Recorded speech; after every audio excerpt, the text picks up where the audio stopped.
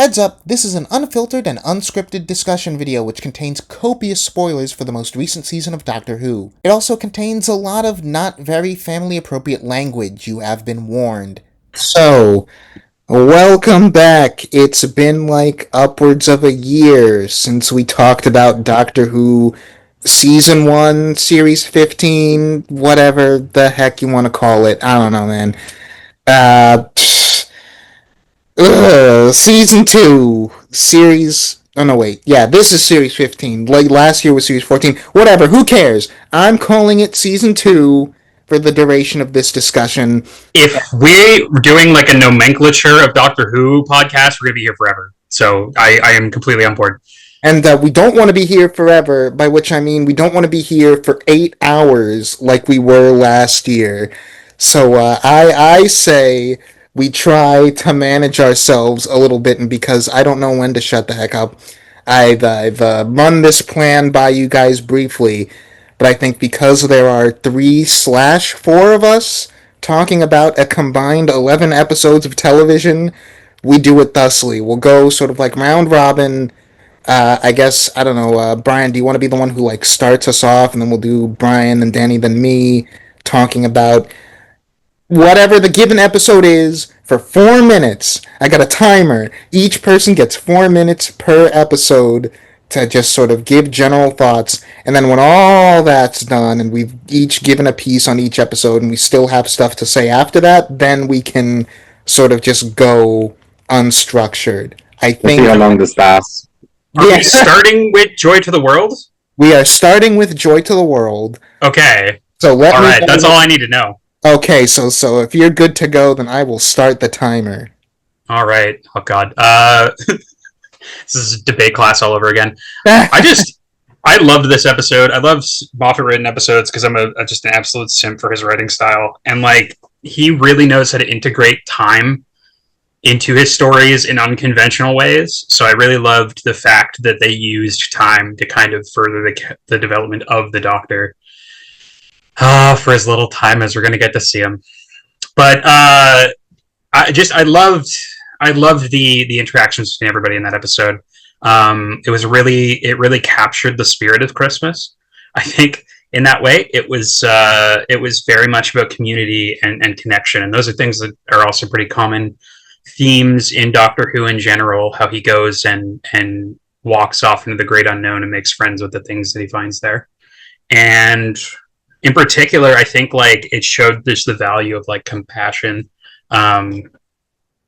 within stories, which like that's a thing that we're not experiencing a lot lately as we move into an ever more let's call it right-wing world. Art just kind of forgets that sometimes, and it felt really nice. It felt, which is like a ridiculous thing to say, but that niceness kind of permeates the whole episode, and that compassion and that love permeates the whole episode, and it feels real just because of like the interactions between the characters, between the Doctor and Joy, and the Doctor and oh my God, I can't remember the name of the lady. Anita, thank you. Terrible with names and faces, but their interactions were amazing. I loved the time passing montage and getting to see the Doctor get to know her a little bit more, and then at the end of the story, tying that all back into Joy and the character, and just like the idea of people being strong together. Even the concept of the star essentially was that it was just like a hive mind of people that are just like living together in harmony, which I guess is like the ultimate, like, I don't want to call it mission statement of the episode, but like that it's a Christmas special. What else can you put in there, right? Like it's a peace and goodwill towards men. Like that's all I can really say on it. It was a great episode. I loved it. Okay, and with 1:40 to spare. So Danny, you just watched this one like a couple days ago, as did I. What are your more recent-ish thoughts? Yeah, really recently, actually, within like the last few days, I binged the entire series, and I even added 2 other episodes. I wanted to give context to certain things going on. No, I remember, the thing I always think back to is, if you ever watched Stu Maxwell, he's a Doctor Who YouTuber, I really enjoy his content. He did a video when Bill was introduced. and he mentioned a quiz on the website, and no, he mentioned it was a quiz, yeah, but it was also an interview with Stephen Moffat giving his advice. No, it was a video of Moffat giving his advice on writing. And he says, "You should do whatever you want. You just put everything there." And it's like, yes, that is a very Stephen Moffat thing. It is a roundabout way of saying that this is to this episode's benefit and detriment. There's a lot in this one I really like. I genuinely do enjoy a lot of it, especially the first half. I think it's very funny. I think Moffat's a like his background wasn't comedy, so he tends to be out of the three out of the three showrunners. He's easily the funniest one. I quoted this on the thing where um they have a thing like, oh, we have a thing that predicts the future of what order you want. He goes, but it's microwave. Well, you can't expect miracles. And he's just a very, very witty writer, and it always comes across in his dialogue. I love the stuff with Anita, but it's one of those things where it's a kill your darling situation because it deflates the main tension of the story, which is joy. And that's my biggest problem is that I'm not as invested with Joy's storyline as I really want to be. And I think Nicola Coughlin is doing a great job here. These her speech about her mom is legitimately heartbreaking. She really puts her all into it. I just felt I didn't feel it, and I felt like if we were going to do this thing, like it's weird because the Anita stuff is some of my favorite stuff. I think the two. I mean, Shruti Gatwa could have chemistry with a shoe, but his rapport with her is very genuine and it's very sweet and it's very sincerely developed, and I believe it. But we spend so much time on this. I don't feel the stuff with Joy is as well developed, and that's the main crux of the climax. And I wasn't really feeling it. And I love the idea of the time hotel. I mentioned this again in because I did a roundup of the thing on Blue Sky. I love the time hotel concept. It's a really cool idea. I kind of wished they did more with it without focusing on the thing with the briefcase, which I get is the main tension. But there's a lot you could really do with that, and I'd love for it to come back so we can explore it more. It's a really cool idea. And there's a lot that Moffat put in regards to COVID and the thing, and it felt very personal. It felt very came from a personal place, and I'm not wild about its implementation. I'm also not wild about how he talks about loneliness at Christmas, especially with how it ends, where you could easily read that Joy kills herself. Spoilers. Um, Yeah, and don't worry about spoilers. We're spoiling all over. yes, yeah. That's the joke. That's the joke. Anyway, I also again I'll get my last moany nitpick out of the way. There's a whole thing, and I guess it's because Ruby, in continuity, he had just left Ruby, so they're holding the doctor's alone. I am so tired of that being the whole thing. I thought we did this whole thing where the doctor became a member of the Tates and had tea and bullshit, so we could have him not be moany about the fact that he's so alone in the universe. And I felt that came across. It felt like something. It felt like Moffat was writing more for his comfort zone than it was for him to. More to him writing for 15 as a character, personally. You might disagree with that. But no, I think there's stuff that works here. Like I said, the time and tell is good. I love the stuff with Anita. I love the rapport. I love the takeaway being that she goes to the hotel. I love the score at the end with Joyce the World, and they bring that back for the finale. I'll probably talk more about how this gets surprisingly important to the finale when we get there. But That's I time. yeah, I'm pretty much done here. So yeah, I think it's a mixed bag, but I probably liked it more than I disliked it. I just think the final half of it's very rushed, very very bloated and rushed. Anyway, yes. Gotcha. Me personally, I don't really get a lot out of Joy to the World, and it's for a lot of things that Danny's already brought up. Just I think this episode and Boom together kind of highlight this weird issue with Stephen Moffat writing for the 15th Doctor, which in turn underlines one of the bigger problems in general with this era, which is that I don't think there's a really fully defined sense of who this Doctor is. And it's good to bring this up now because I just think it's this like underlying permeating problem throughout the seasons, and it leads to this thing where for Moffat's episodes, Moffat, I think when you actually just look at his scripts as written, tends to always write the Doctor the same way, and it really is up to the actor to put their like mark on it. Like if you just took a script and didn't tell me is this a Matt Smith or a David Tennant or a Peter Capaldi script, I could be like, it's just Stephen Moffat's Doctor. He just kind of writes it as one character, which totally makes sense. But then I think it leads to this issue where Ncuti Gatwa is incredibly talented, but because his Doctor isn't fully as like well defined and distinguished in the writing, his voice as an actor, I think, kind of gets subsumed by Moffat's voice as a writer. And that just kind of is a thing that like niggles at the back of my head watching Boom or watching Joy to the World. And secondarily to that is also, like you guys have brought up, is that Shitakata has great chemistry with Nicola Coughlan, but Joy also doesn't feel like the most defined character, and we do this thing that Moffat scripts often do, where we kind of just lay out the character flaws and the character journey, and it's like this is the thing, but it doesn't fully hit me watching it. And I have the thing where I think my issue with the COVID of it all is that I don't know, I haven't seen many pieces of media that attempt to directly address COVID, so I can't really compare and say like this is how I would do it instead. But I think Joy to the World does this thing where it's kind of trying to delicately dance around and tiptoe addressing COVID directly. Like it's very obvious once someone tells you that it's about COVID. They're like, oh yeah, that's what the problem was with Joy and her mom. But the way that it's phrased and the way that they talk about it in the episode, it's kind of a little too cute by half, a little too coy, and I think that undermines the emotion of it all. And all the Anita stuff is great, and this is another thing where I can't say how I would do this differently because structurally I like that it's such a unique, like, big swing to set up a story and then have your act one and then just interrupt it in the middle to do like a mini story basically and then just resume with act three pretty much. It's such a strange, odd structural choice that I have to respect.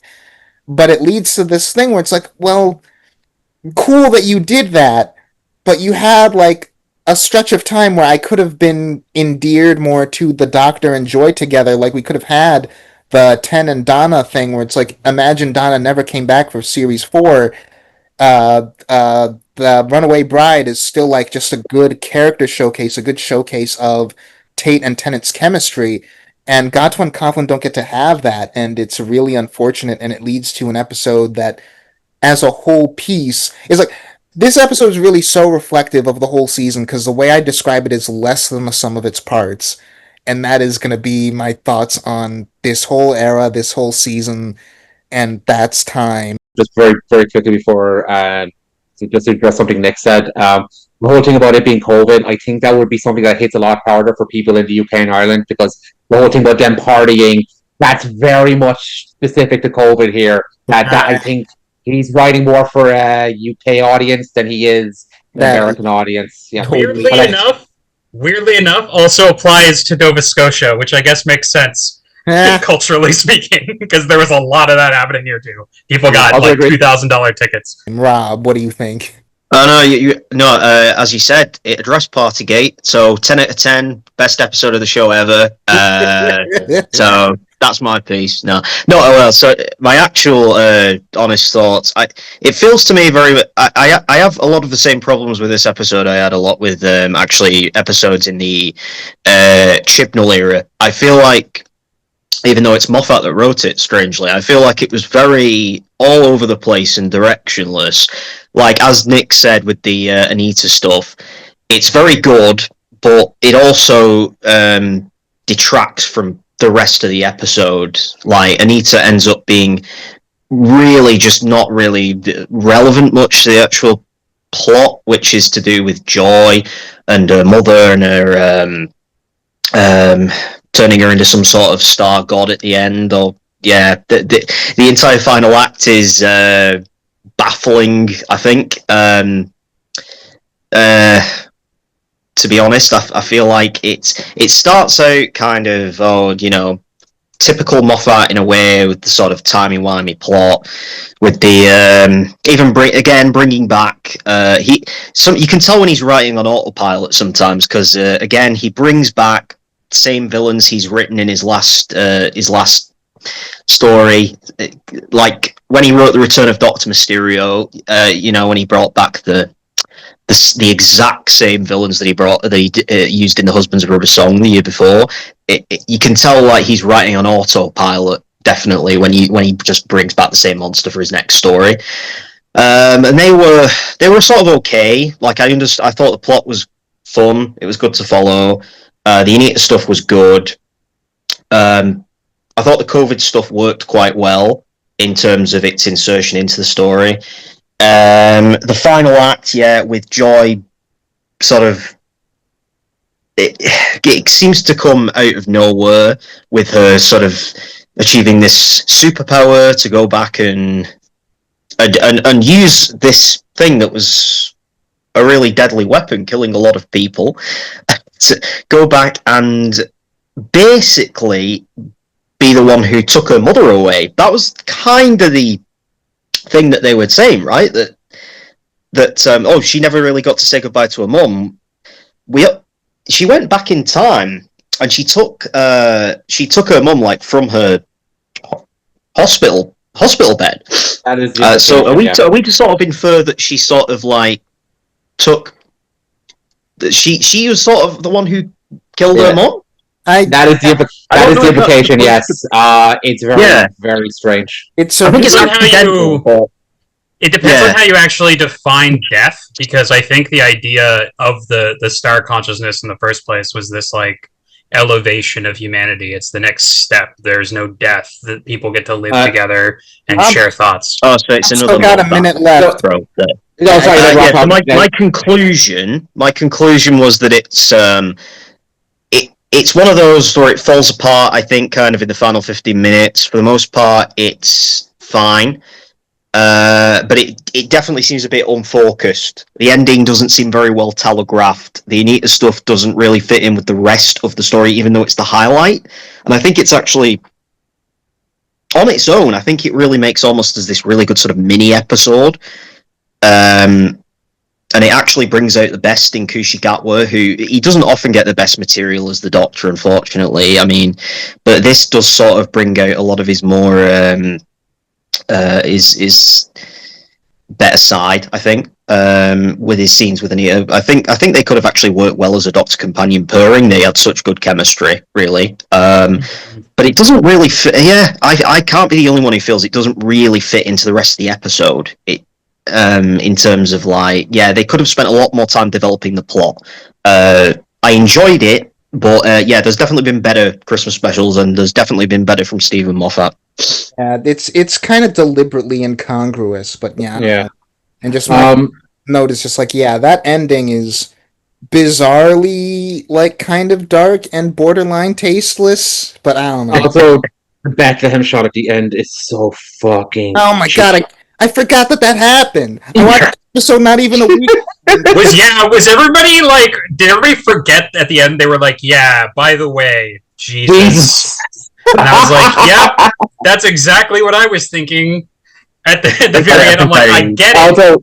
It's fitting because every time I think about this season as a whole, I'm just like, sweet Jesus. Jesus, yeah. Also, Rob, do you agree with you bringing them back? The villains. I love that none of us talked about the plot until Rob did.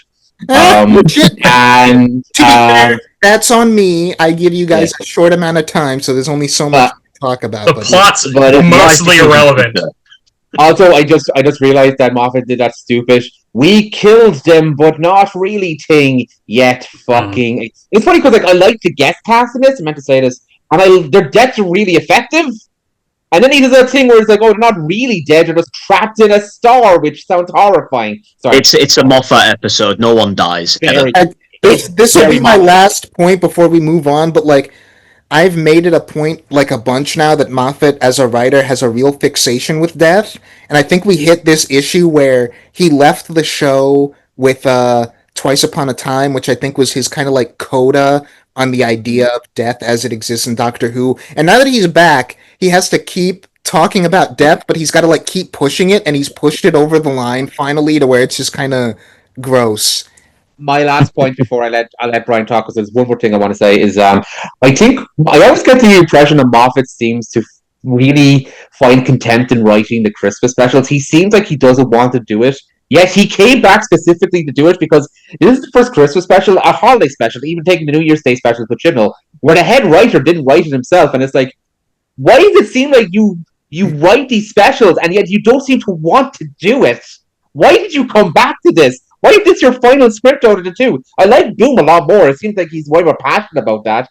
But it's like, why do you seem to hate the Christmas specials and yet you want to write them at the same time? It doesn't make any sense. I actually think We gotta move on, Brian. Robot Revolution, 4 minutes. Yeah, so sorry. Before we continue, I think it's keen to note that Anita being more important later on in the season might have affected the writing of that episode. I'm not sure of the creative process. Davies has said that wasn't part of his plan. He came up with the cliffhanger for Wish World beforehand, but he took Anita from Moffat's thing to resolve it, so that wasn't part of the plan. It's the one thing where I think it's a kill your darling situation where they should have gotten rid of it to develop the plot more, but then it takes away something very unique from that story. Anyway, let's move on. Robot Revolution. Yes. Go. Time for the Robot Incel episode. Yeah, I mean, there's such a... I've noticed this a lot in RTD's more recent stuff, and it's like specifically Incelosphere, Manosphere, social commentary, and like the idea of like how the isolation specifically really like messes men up. And I really like it. It's a really unsubtle metaphor when you read it that way going into the episode, because you're getting there. And I knew from the beginning, I was like, they're giving us this symbol. Someone's misreading it, because that's just how these episodes play out. And I was right. And just the way that they managed to tie that in with an absolutely hysterical first scene where you're just cringing the whole time. You're like, I can't handle this. At least that was my experience. And then kind of tying it around at the end was wild. Like, I think in terms of showing how those kind of feelings can like literally warp you into a monster, they did a pretty good job. And obviously, like, kind of we're tying in the stuff with Belinda and her whole existence with the Doctor into that. So it's a tough episode to kind of break down in that way, because I almost feel like those two aspects of the episode are almost at odds with each other. And like, especially like the way that they're writing Belinda early on, I find like this like unwilling partner. I'm struggling when I get into it to be like, what is the draw here? Because like the character doesn't immediately pull you in, and then you're supposed to feel sympathy for her when this incel robot man shows up. And I wanted to feel something at that point, and I was just like, on the one hand, yeah, they set it up and it was interesting in that way, and on the other hand, it's like there's nothing for me to emotionally grab onto here. So when I was going through the episode, I remember feeling a little bit of sympathy for Belinda, but remembering like all of the stuff that she was written to say, more or less, because it very much felt like RTD was like talking through her rather than creating a character and trying to like ingratiate him with the Doctor or her with the Doctor. And I think overall, like, that was the thing that I left this episode with. I remember going to the end of this and being like, okay, so now we know Belinda, and she has this weird guy that was following her around that was the majority of like the mystery of this episode, who's just like never going to appear again. And for me, I struggled to find anything to like really grab onto it this episode. It was very much the opposite of like Joy to the World, where I was off from the very beginning as like the team optimist. I was like, this is my jam. I want everybody to feel super, super happy at the end of a Doctor Who episode. I didn't feel that way watching this one, unfortunately. Okay, so let's move on if you're good. Dani, how do you feel? Yeah.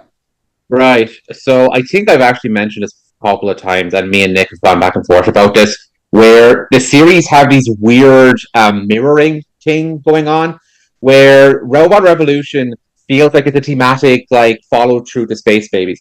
And I'm saying something controversial yet brave. I don't think Space Babies is great. I think it's very overhated. We're not here to review Space Babies. I just want to bring up this point because um, there is a weird thing about how mixed the metaphor is in that one, where it's trying to talk about abortion but also immigration and it's mulled together. There's something very similar going on here, but where I feel the themes of this one cohere a lot better, they really, whatever he's trying to say about AI and technology and incels and angry young men, it just does not mesh at all.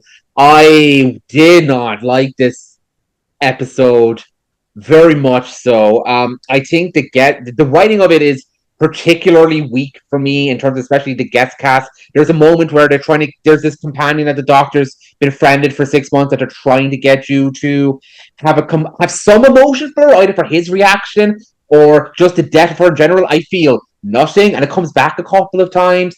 The stuff with the time schism is kind of interesting. It's a very Moffat-y idea, but I don't think he's as good at interweaving, because Moffat's very good, for all my complaints about him, he's very good at making you understand how the mechanics of time travel and his stuff works, his perception stuff works as the episode goes on. I don't think Russell is as strong there, and so I feel kind of arbitrary. I think the thing with the certificates was clever at the end, but I fucking hated the AI equals Al reveal. It's one of the dumbest naming convention bollocks. Like, that's worse than the Sutek thing. It is so fucking stupid. Fuck you for that. The only Tell us how you really feel. the only decent thing about this episode, and brings it above the finale, which we'll get there, is that I really liked Belinda. I like the fact that I disagree with Brian entirely on this. I really got the vibe they're going with. It's kind of like a different version. It's kind of like a more modern day version of Tegan, where we have a companion who's very reluctant to travel with the doctor. She complains about the way he's very invasive. He gets involved in these like political situations like he did with the robot revolution, and it brings up questions that he likes to do a lot of. Is the doctor traveling, and the way he travels and the way he interferes, a good thing? Unfortunately, I really like Belinda, and we do not follow this character for the rest of the series. I like this Belinda. Robot Revolution Belinda is a great companion. It's a pity we don't see her ever for the rest of the fucking series. But we'll get there. Yes, I don't really have much else to say, to be honest. I don't like this one, and the one good thing about it gets ruined by the rest of the fucking series. So, well done for that, Moffat. Sorry, Davies, force a habit. Yeah, Rob, I just wanted to say before we continued that I think that the actress made me like the character Belinda despite the writing while I was going through it. Yeah. Before I go on with this, Bartu Setu is a great actress. I love her in Boom as well. She's very, very talented. Everything I have a problem with Belinda has nothing to do with her. Yep. Rob, Robot Revolution. What do you think? Boo. I'll start by saying I agree on Belinda. I think she's Verada Situ is a phenomenal actress. I think she starts off very well in this episode. I think it's a great introduction for her, but she just doesn't really get much else for the rest of the series. I think a big reason for that, I'll get to it later when we talk about the finale, but a big reason for that, I think, is that she was hastily written into the show because Ruby was never originally planned to leave. So that really affects her, I think. I think overall, I don't really think very highly of her as a companion, just based off the fact that she's so underwritten in the remaining stories. But so I will give Robot Revolution credit, actually, in that it's a strong intro for her. I like that we see her sort of personal life at the hospital and how she feels overworked and undervalued. And I think, yeah, it is a decent change to have, as Dan said, a companion who's very reluctant to travel with the Doctor and is sort of thrown into it. I think it is quite a new thing, actually. I think for modern Doctor Who, in terms of he's trying to get her back to her home planet, It's not it's something I'm fairly sure it's something modern Doctor Who hasn't really done, at least for more than like 2 episodes. So that's a good change. The episode itself, it's sort of, I think I do agree with most of the criticisms here about the quality of the writing isn't really the strongest. Like the supporting cast, as Dan said, are not really standout. The it sort of just goes along from point A to point B. I think there were some good moments. I like the bit where the Doctor is sort of subtly trying to communicate to Belinda what type of language she should use to try and outwit the robots. And I think it does sort of come together quite well at the end with the certificate. I think it looks amazing too. I think it looks fantastic. I think the look of the robots and the look of the planet is superb. And the twist, I think, is good. I do agree with Dan about the owl thing was just really embarrassing, but the twist itself is good. I like the reveal. It's a bit far fetched how he ends up in this in this whole position to start with, but it's a fun sort of joke, and I do like that she does sort of voice it with the Planet of the Incels thing. It's quite funny. So yeah, I think I like it more than you three. At least I think I would probably say it's about a 6 out of 10. Just sort of a decent start to the season. And I don't usually really expect much from season openers, so I guess I wasn't really as hugely disappointed. There we go. It's decent. Quickly before Nick starts. Yeah, we actually got a couple of seconds left, but Brian's hand is raised. You have something to say, Brian? Yeah, I was just curious because when Dan brought it up earlier, he mentioned not was it Ace? It wasn't Ace, was it? Tegan. Tegan, thank you. And I'm wondering if part of my not distaste necessarily, part of my apprehension to accept Belinda in the first episode is because I don't have like we're dealing with so much already, and then on top of that we've got this like companion who's very non-standard for like new Who viewers, and as somebody who's not watched the original show, I think that like added to it for me. But I can imagine having a completely different perspective on it coming in from like the OG as well. I will say, she's not entirely. Belinda in Robo Revolution does differentiate from Tegan in certain respects. The whole thing about Tegan was she wandered into the TARDIS and she was a flight attendant who wanted to get back home, and that was kind of a mini arc, but then she comes back anyway. It's really weird. There's a lot, like, I'm not even a big fan of Tegan as a character. I just like the concept, and I like the kind of, it's more of a modern twist. It's like people who say Donna is a modern day version of Barbara. They're very, very different characters, but it's more of a contemporary. I've never seen Harrison. But anyway, that was something. I think that was something David said, but I'd have to look up the quote. I think they're iterating on character archetypes in an interesting way there. All right, Nick. On my thoughts, and not to gang up on Brian, but I also am going to have to dissent on the point, just because specifically the point about like it feeling like Russell is talking through the character rather than characterizing her. I 1000% disagree with that. I think Davies, obviously, like, I can't read his mind, but I think he has a very particular view of the Doctor that runs counter to the character he's writing or attempting to write for Belinda, and I think that leads to a lot of problems that we have with Belinda's characterization going forward. But whenever Belinda, like, voices dissent against the Doctor's, like, methods or attitude, I don't think that's Russell speaking through her. I think that's him making a very conscious effort to give a strong first impression to this character, and I think it works. But I think this episode has a problem, which relates to the thing Dani mentioned, which is the rhyming structure that we do between this season and last season. This episode very much is of a similar vibe to Space Babies, but the thing that makes Space Babies work for me, and I still don't really care much for that episode, but the thing about it that sort of like shifted how I approach it and what makes it work for me is when Russell T Davies was describing it as just like the Doctor and Ruby having a conversation for a whole episode, because that is kind of what it is, and if you take it that way, it's a very interesting watch where from the first to the last scene of that episode, we never leave the pair of them. They're just constantly bouncing things off of each other and getting a feel for each other and sort of how they take this bizarre situation. And if this episode got the chance to be that for Belinda and the Doctor, I think it would be much stronger. But it doesn't have the benefit that Space Babies had, which is that 15 and Ruby had already gone on an adventure by that point. So we have to juggle trying to be Space Babies while also kind of trying to be the Church on Ruby Road. And that's two things that I don't think one episode can be in a vacuum.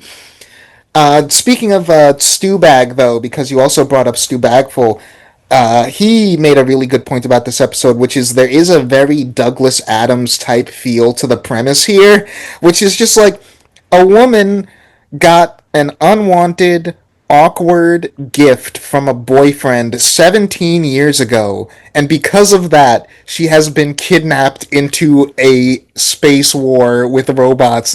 And like, there's such an absurd charm to just that being the premise of your episode on paper, and I really like it. I think this episode's caught, though, between being absurd and goofy and being like not super serious but serious enough to justify some of the weirder things it does. The I also hate all of the Al stuff. Like, I hate it because it feels like the area where Davies just doesn't know what he's doing. Like, he has a couple of lines and like very obvious incel coding to Al's character, but then we also just like stop for a second and be like, but remember, listen to every ninth word, and every ninth word Al is saying is like, kill me, help me, please. We establish that immediately. Waste no time, not 5 seconds pass before we forget that we ever said that. Like, that's immediately followed by the Planet of the Incels line. And I'm like, wait, no, Planet of the Incels, no, wait, are we forgetting the fact that he's asking you to kill him and help him and he's a victim in all this? And it never comes up again. And it's just a really it feels like a first draft. This episode feels like a first draft. Needed another pass to iron out these ideas. Brian, before we move on. While I agree with you, I think that kind of inherent absurdity and lack of sense is pretty common within like the incel subculture. It's very much like a we're consciously trying to shed meaning. Like this something like that doesn't feel like it's commenting on the incel of it all. It feels like it's just the structure of the episode being poorly thought out. I have an issue with his. Sorry. So I was just going to say, and when we get to the resolution, which is we're laughing over the fact that Al has been transformed into a sperm and an egg, and then he gets swept up by the cleaner robot, and the Doctor's dancing around like the Doctor comes off like a complete psychopath. He laughs at that, and I remember, like he felt like he crossed the line, killing the god of death, murdered the entire reality. And this is he's laughing at. Also, I don't like the incel framing anyway because he comes off way more as an embittered ex than he does an incel. Our line is really dumb and I don't get it.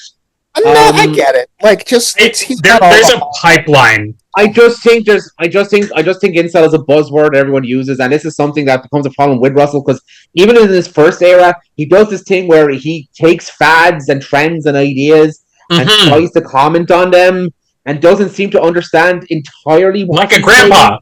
Yeah. Also, I'm assuming we're leaving the stuff with the ending and the stuff with he travels into Belinda's real personal timeline until that's all. That's all. Yeah. So we'll move on. Okay. Yeah, but I don't know that. Yeah, there's more I could say about that, but it's irrelevant. Brian, Lux, what'd you think? Okay, like full disclosure, guys. I watched this episode high. I knew what I was in for. It's legal here. It's legal here. Of all the episodes to watch high, you made the right choice. I knew, yeah. What is there to say about Lux, the man, the episode? It's honestly kind of amazing. It was my favorite episode in the entire season, as a lot of the Pantheon episodes have been, because I love these stupid outside context problems that keep popping up to mess with the Doctor.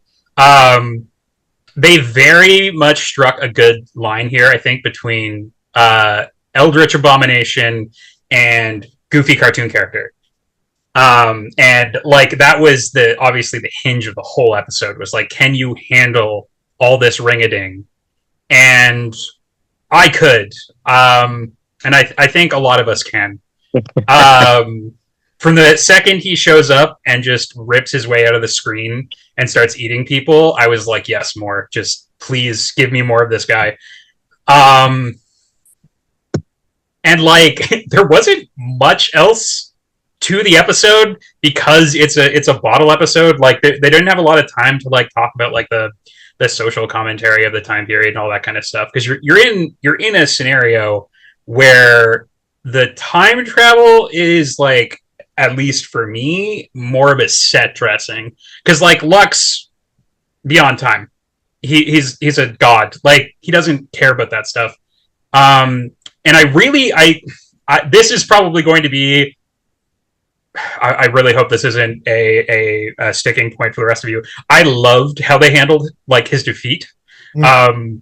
I love the idea of like just coming up with like non-conventional ways to beat bad guys, and I think this is the first time I've seen them use apotheosis, like to literally turn him into a god and like give him a wider perspective. It almost, and this is going to sound kind of cheesy, reminded me of an All-Star Superman where Clark gives his powers, spoilers to all the people who don't know that Clark is Superman, to Lex Luthor, and he gains this newfound perspective that like completely changes the nature of their interactions. And I really liked how they handled that at the end of the episode, even though like on the one hand you could just be like, yeah, they just decided to give up.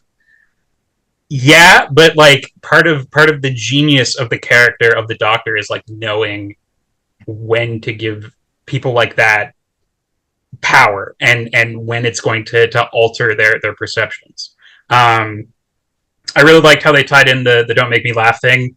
I didn't even think about the giggle until that happened. I just kind of like wrote it off as a background like line, and then when he actually does the laugh, and you're just like ha ha ha ha ha, ha, you're like, okay, cool, just as I thought.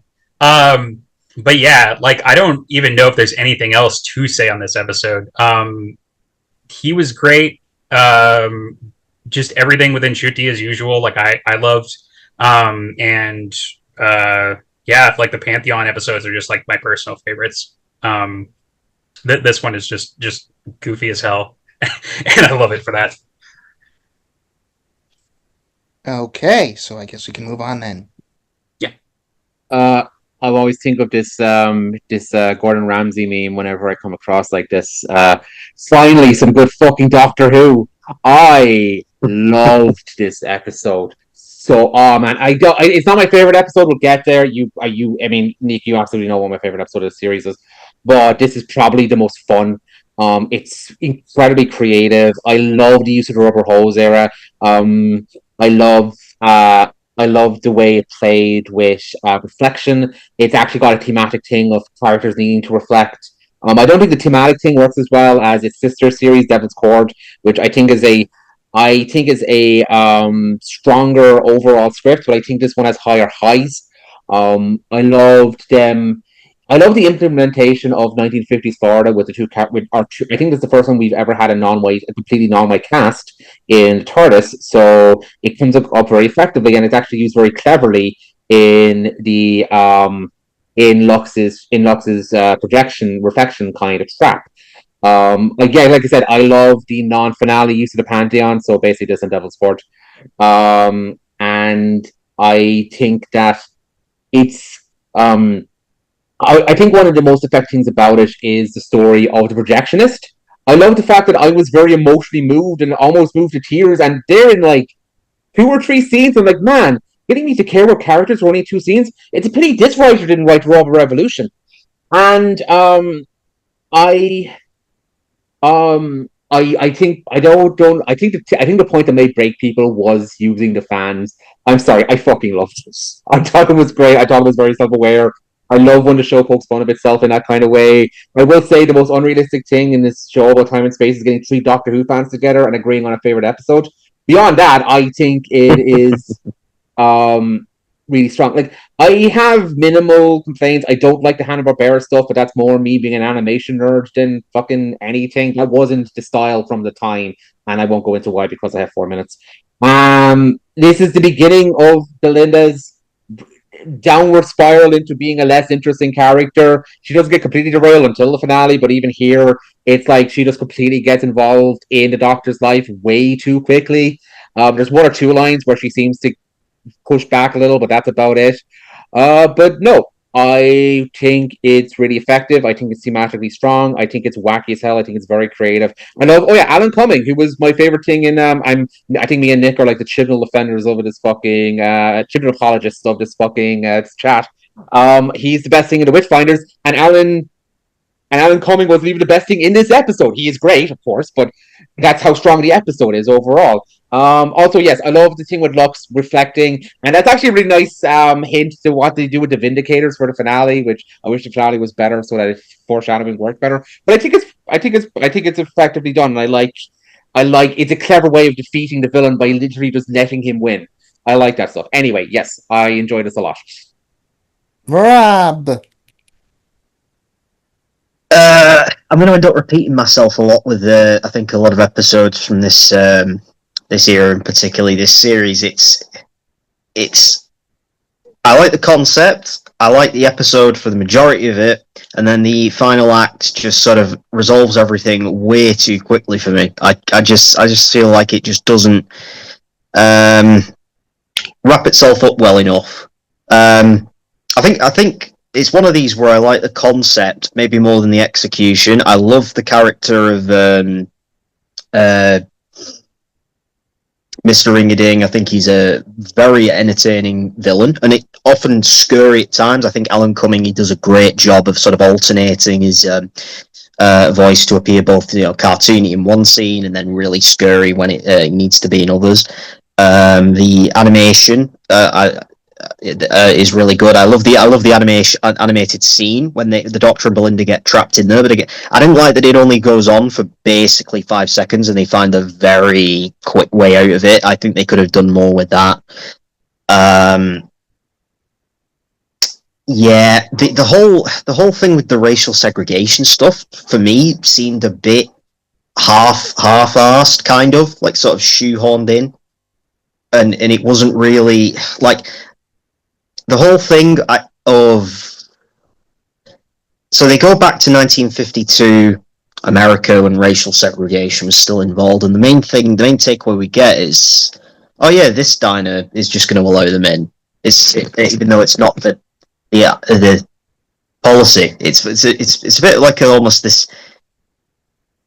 It sort of brings up the issue only to really just sort of dismiss it. It's in a way. It's very strange, and the only actual racism we really see is in the fantasy sequence, which I mean, I actually believe that it was really happening just because during it, just because it was so realistic for something of the time, but then it turns out to be a fantasy sequence. Yeah, it was a bit. That was all a bit confusingly handled, and yeah, I just felt it was one of those where the villain. Oh, he comes. He's achieving his big plan. He becomes this big threat, and then it's over. Like, I feel like this could have done with maybe a better draft, or maybe even a second part, because I felt they just crammed a lot in here into one episode. It didn't really satisfy me 100%. I think for the third story in a row, then I'm giving it a 6. I still liked it then, but I feel like it could have been a lot better than it was. Okay, so I'll just say that again, in terms of like the rhyming of episodes this season, last season, I think I'm in a pretty small minority where I'd say I think between this and the Devil's Cord, I prefer the Devil's Cord. But I agree. it's a tight race though, because I feel like in a lot of ways Lux succeeds in areas where Devil's Cord doesn't succeed as much. Where it's just like I am actually kind of opposite to you, Rob, in terms of the climax. I think Lux really shines with how it resolves itself, and a lot of that is just a lot of the climaxes throughout the 15th Doctor's era, I feel like don't get the chance to be genuinely clever. Like the resolutions tend to feel kind of perfunctory. With this one, it really feels like meaningfully paying off setups in ways that like I didn't see coming.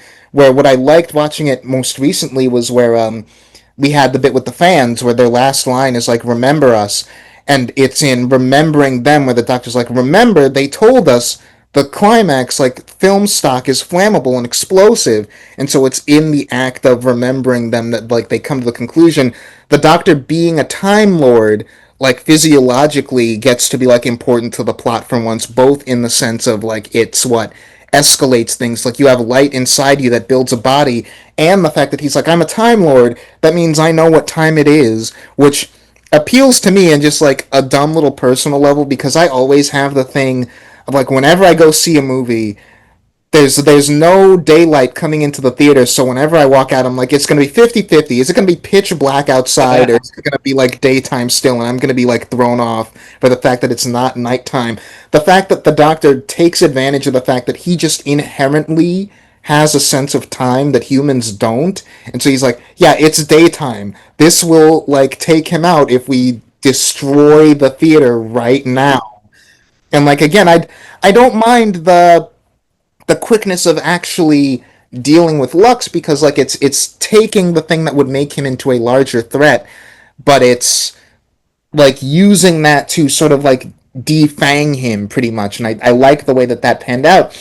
And that to me is the big thing that this episode has over Devil's Cord, which I think has a good climax, but it's good in a different way. Where the thing that I like about Devil's Cord that I think it achieves over Lux is that it does a better job communicating a sort of passion and power to music than Lux does doing the same thing for film. Where when we get to the climax of the Devil's Cord, and it all hinges on John and Paul, and it's like it's somewhat contrived and it's a little simple, but it's all about like this kind of emotionality and power just like in being musically intuitive and like this kind of talent and this passion for this art that can come through and even just playing a single note. And that sort of reverence for music is all throughout the plot of Devil's Court. It's all throughout the way that the maestro's plan like escalates. It's in the final musical number, and Lux doesn't have that like transcendent like approach to the art that Devil's Court has. And I also think, as much as I love Mr. Ringading, and it's kind of unfair to say this, and you guys finish quickly, so I'll take like an extra minute, but it's kind of unfair to say this because I love how he's animated, and it would have been so easy for them to just animate him as like a rigged model, but they went all the way and they did like full on hand drawn cell animation with him. I wish that we could have like had him interacting a bit more than he does, because like you think cartoons interacting with real people, and obviously the gold standard is Who Framed Roger Rabbit, and there's no fair way to make this comparison, but like I think like this is a once in a lifetime opportunity to do this kind of villain in this show, and what I'd have liked to see is like a villain who can almost be like the antagonistic Roger to the Doctor's Eddie Valiant, and you can't quite do that on even the budget that this episode has, because like you look at the way that Mr. Ringading doesn't quite interact with the environment. He kind of just stands and walks around against the backdrop. He doesn't really touch anybody. He doesn't really have any back and forth with the Doctor. And you compare that to, even with like having a similar amount of scenes, the Maestro, I think, gets to have such a strong like antagonistic rapport with the Doctor. And I just wish we could have gotten quite there, and then that would have tipped this one over, I think. But that's my piece. So Brian first, then Danny. I think you identified like a pretty good like pitfall with this kind of storytelling. When you end up with like characters and beings that can like I don't know like transcend human existence, it's really hard to portray that in a way that like makes sense to a viewing audience without it being like super contrived. And part of that is like it's really hard to explain to them that like the Doctor knows how a non-human would react in that situation, whereas like we're looking at it like what the hell is he doing? Like, we have no idea. And then the doctor comes in and he says, well, like, I have a fair idea because I'm like this ancient monster from beyond the stars. And that's one of those things that you're going to interact with that in the story, and it's either going to make or break it for you. It's like the camp that's inherent in Power Rangers. Like, you have to accept it as part of the willing suspension of disbelief, just because of the story type. But it definitely has this ability to like break it for some other people. But yeah, and lastly, I love the concept of those guys just appearing as Doctor Who fans. The idea that they were just like homunculi that came into existence by accident, and then at the end of the thing, they just get their own life. Like, that's Doctor Who to a T. Is just like random misfits accidentally existing and like making the most of it. So it was a really nice little send off at the end of the episode, especially. I feel really dumb right now. What was after Lux? Oh yeah, the well. Well, Well, yeah, The well. I've got the TV tropes page open with all the titles, so I can like make sure that I know where we're going next. Nice. I assume we're starting with me again. Yeah. Okay. This was a very interesting episode to watch because I am a fan of the premise the first time. And if they had named this planet anything other than Midnight, I would have loved this episode. But like, it was this half Eldritch Abomination episode and half Member Berries episode where they're like, what did they call this planet beforehand? And like, at a certain point, I remember going in and noticing the similarities and being like, RTD likes to retread old ground. He's probably going to go back to Midnight. And he did. And I honestly don't know how to feel about it because Midnight is such a singular episode for me. I think that going back there detracts from the menace of the entity, even though they gave him even more crazy, unknowable powers and everything else, and they had it so that he escaped at the end of the episode and wreaked havoc across the universe. I just didn't care at all because it seemed to me like this was just a pander in that scenario, or in that regard. And it really sucked because a lot of the great scenes that I praise the cast for, especially you guys all know the one where they're all getting flung around like it's merry-go-round. It's that the tension of those scenes, and especially like before you know the nature, there's that element of uncertainty, and when you do know, you're like, oh god, it's that thing. But I think the there's this urge a lot of creatives have when they have their certain stories take off that maybe they didn't intend to in a particular way. There's this urge to go back and like do it justice, and I feel like that's what happened here.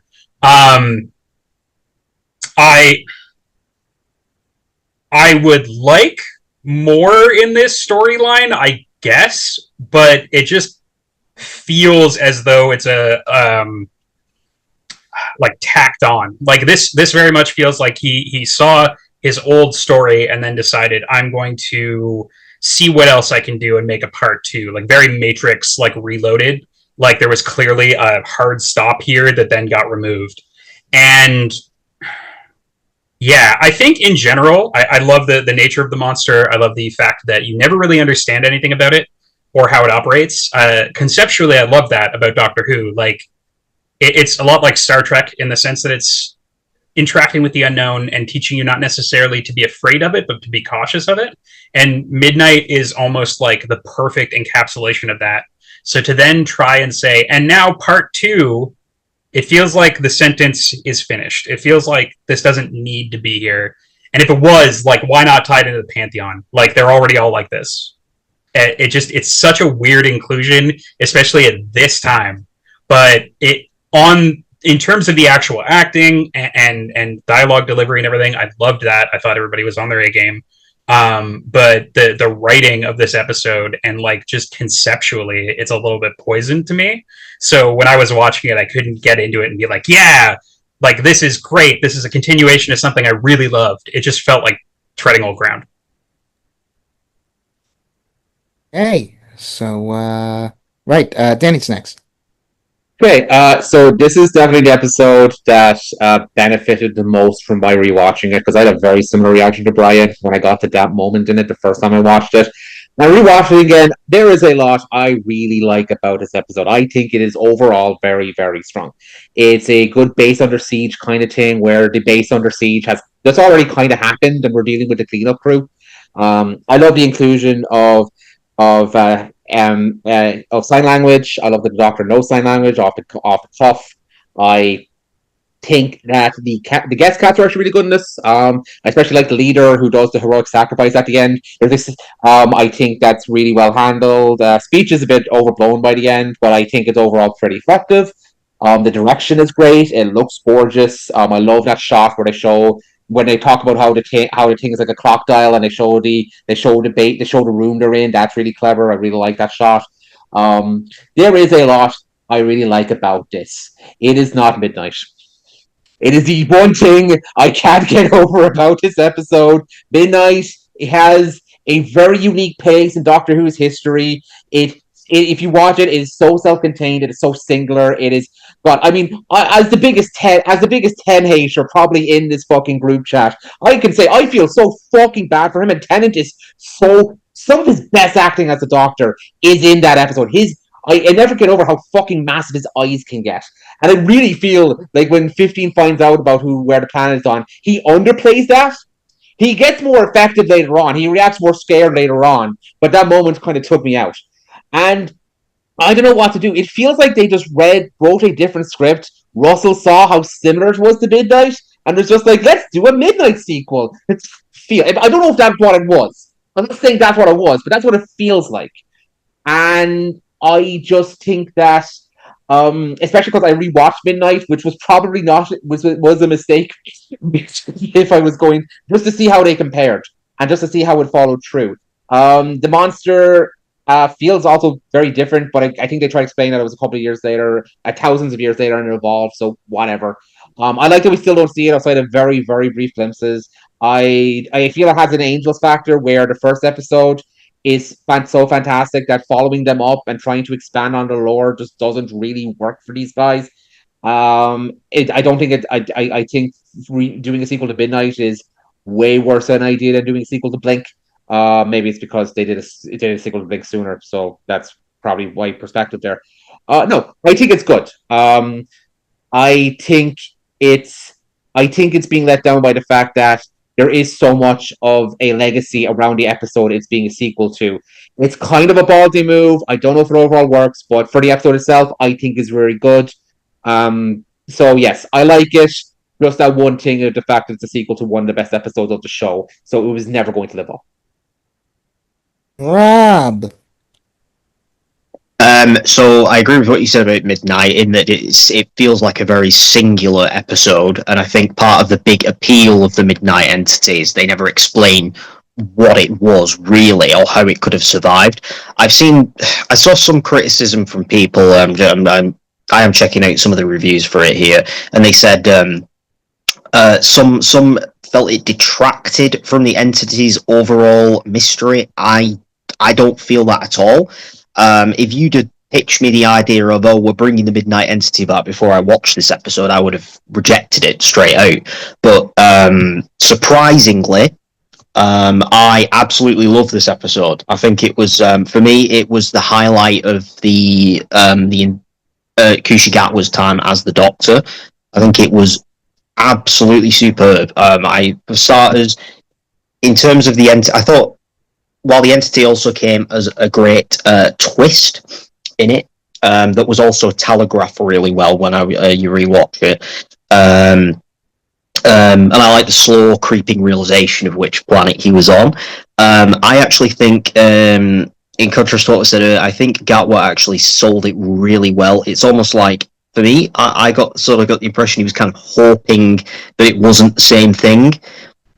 And then when he gets reunited with the creature and he hears it whispers in his ear, it knows his name, you can see that just the terror and the emotion on his face, just remembering that old encounter, the fact that it still has such an impact on him, I think all these, however many years later now, is so effectively done. I'll reiterate what was mentioned before: the atmosphere, the performances, the guest cast, the stuff with the sign language, the sort of extra powers we see given. I think was all very scary, very effectively done. If I can jump in for 1 second, sorry. Dan brought this up too, and I wanted to mention it. I think they specifically said that the entity was still alive after 400,000 years, which I thought was like a really, like, it was an effective way to show that it's not human, mortal, whatever you want to say. Like, once you get past a certain number. Yeah, and we do still have that mystery at the end with how could it possibly? So in Midnight, how does it possibly survive the energy of the planet when nothing can apparently live out there? And at the end, we see apparently everything go up, but somehow it still survives, as the ending seems to indicate. It's obviously left a bit ambiguous, but I think we are supposed to sort of gather that the entity still lives. And yeah, I think it does still manage to preserve the entity's mystery, which I like. I wouldn't have thought they would have managed to do that beforehand, so I'm glad they did. And I think just in general, the episode was paced well, it was well acted by everyone, and I think it was incredibly atmospheric, scary, and I loved the execution of the entity as in terms of its return, which I didn't expect to. So yeah, I would give this up with this one top marks. I really, really enjoyed this, and I think it got better on a second viewing as well. I have one question before we continue. Oh, sorry, I didn't even notice your hand up there. My bad. No, I just wanted to say very quickly before we get on to Nick, just to defend myself on what I said about Ncuti. I think it's like his initial reaction was what I had an issue with. I thought he'd act a lot more fucking terrified considering how traumatized he is in the previous episode. I think it's more a direction choice. You might be right that they want to underplay it because he's trying to deny himself what's going on. I think it's just a direction choice I don't like. I don't want to say it's like Ncuti acted it wrong, because I do really respect him as an actor and really like him. I just want to clarify that. Oh, I didn't think that's what you were saying, but I just just my interpretation of what they were going for. I like, you know. No, and yeah, no, we can. I mean, we can just disagree. I mean, we can just. I think it's a more of a direction choice. I would have gone with something different personally. Then, yeah, I think it's just something we can agree to disagree on. I have a question for Nick specifically, but you guys also, like, I would love to hear your opinions on what you think about the fact that the entity actually physically is in the room and has a physical appearance near the end of the episode. I hated that. I thought it was the worst part of the episode. I don't want any kind of visual understanding. He was like a blob on a windshield in the first episode, and that was all I needed. And having him be some kind of scary gobbledygook monster took away from that for me, because the whole, like, Eldritch Abomination angle. I think there's subtle. Like it. And I think there's subtle things in it that I don't really like how they expand on the Midnight entity, but I think that's just a problem with the fact that if you're making a sequel to Midnight, you need to do this. It's the same when when they made a sequel to the Daleks, they had to expand on the lore of the Daleks because in the original story they couldn't get off the planet because the electrical currents were powering them. So they obviously had to change that. But yeah, so I don't. Why this shouldn't have been a sequel to Midnight. Exactly. Yes. Exactly. The issue. Wait, let's Rob. Can we have Rob say it, and then can we just move on to have Nick say his thoughts? Yeah. So what I'll say is it is quite consistent with what they said in Midnight, because there's a scene in there, even though we don't actually see it ourselves, there's a scene in there where the driver sees it from outside. He describes it as something dark. Maybe, and also I think the visual is sort of subtle enough that we don't really get a full, like, we get some sort of big CGI creature that just emerges. We don't really see that. It's sort of subtle enough to the point where it sort of fades into the background, and it's consistent with the lore, so it didn't really bother me too much.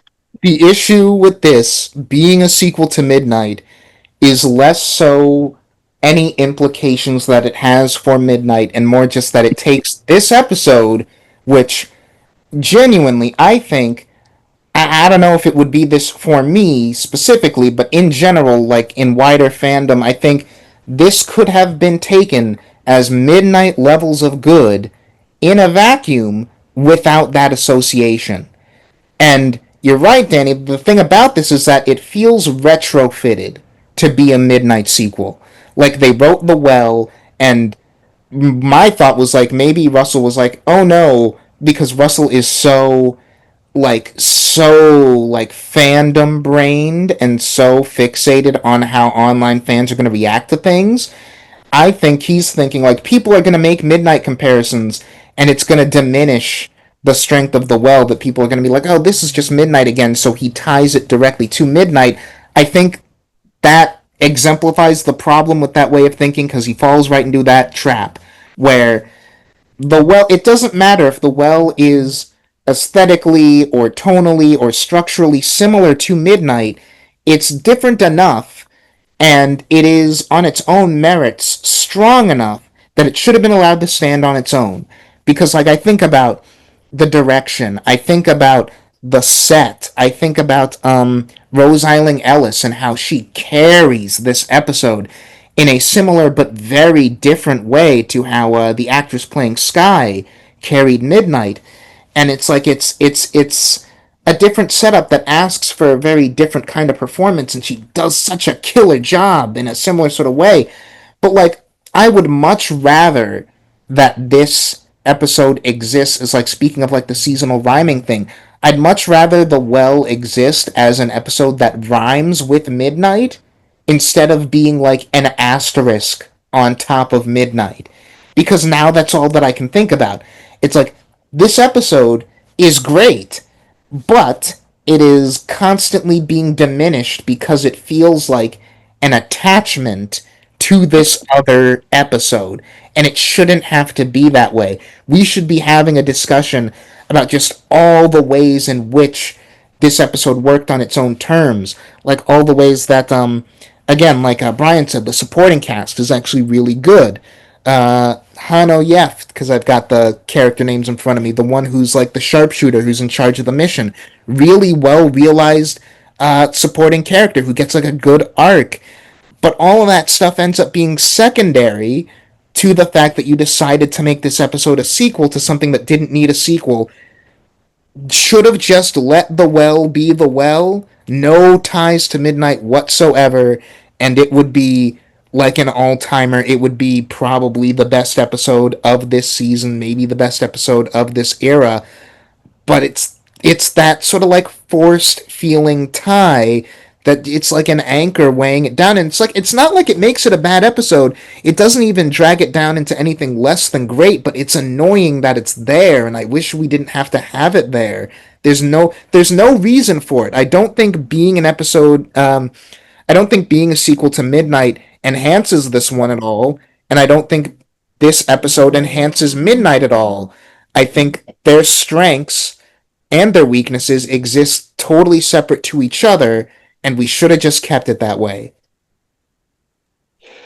Okay, just to bring up a few points, I meant, because you mentioned fandom brain, that I meant to say earlier, that whole thing we're comparing Donna to Barbara was from the Writer's Tale. And he was more saying that Donna was like a modern day version of how they do Barbara. Because I know you've seen the classic series really recently, Nick. He's not saying that he's literally like supposed to be Barbara. So I just want to clarify that.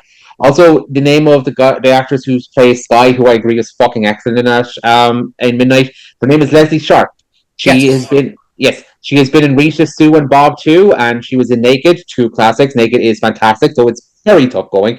And she was also the second lead in what's the David show called, Bob and Rose, where it's about a man who identifies as gay who falls in love with a woman. So I've been meaning to watch that. I've heard really good things about it.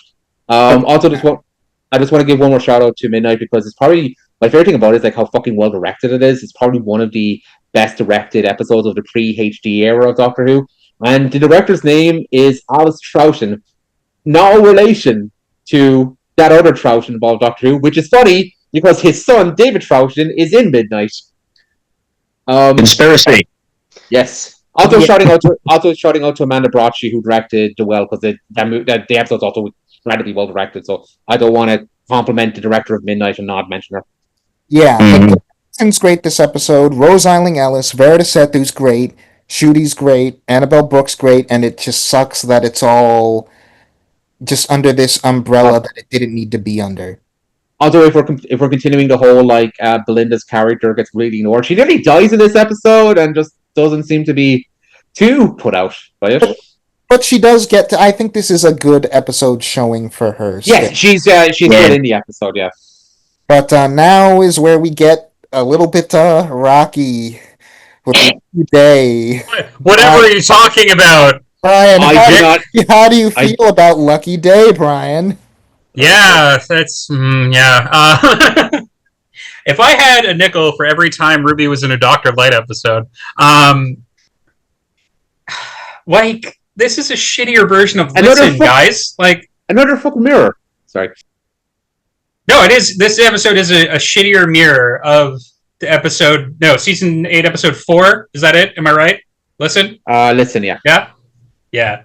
And it's not because of the twist. The twist I actually thought was really well executed, but it's just the same plot. It's like, oh, what if we had this character who secretly had this connection to the Doctor that knew this other character, and they go on time travel adventures. And then you get halfway through the episode, and it is actually quite an interesting rewatch, just knowing where they're going to go with him.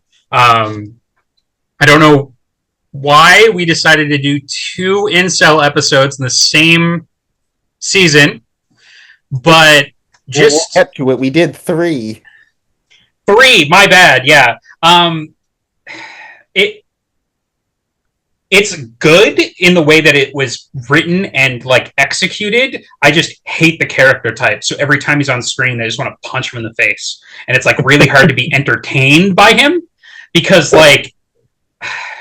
It's like if they really convincingly portray certain crimes and the people who commit them, and then they're like, okay, now care about Spike.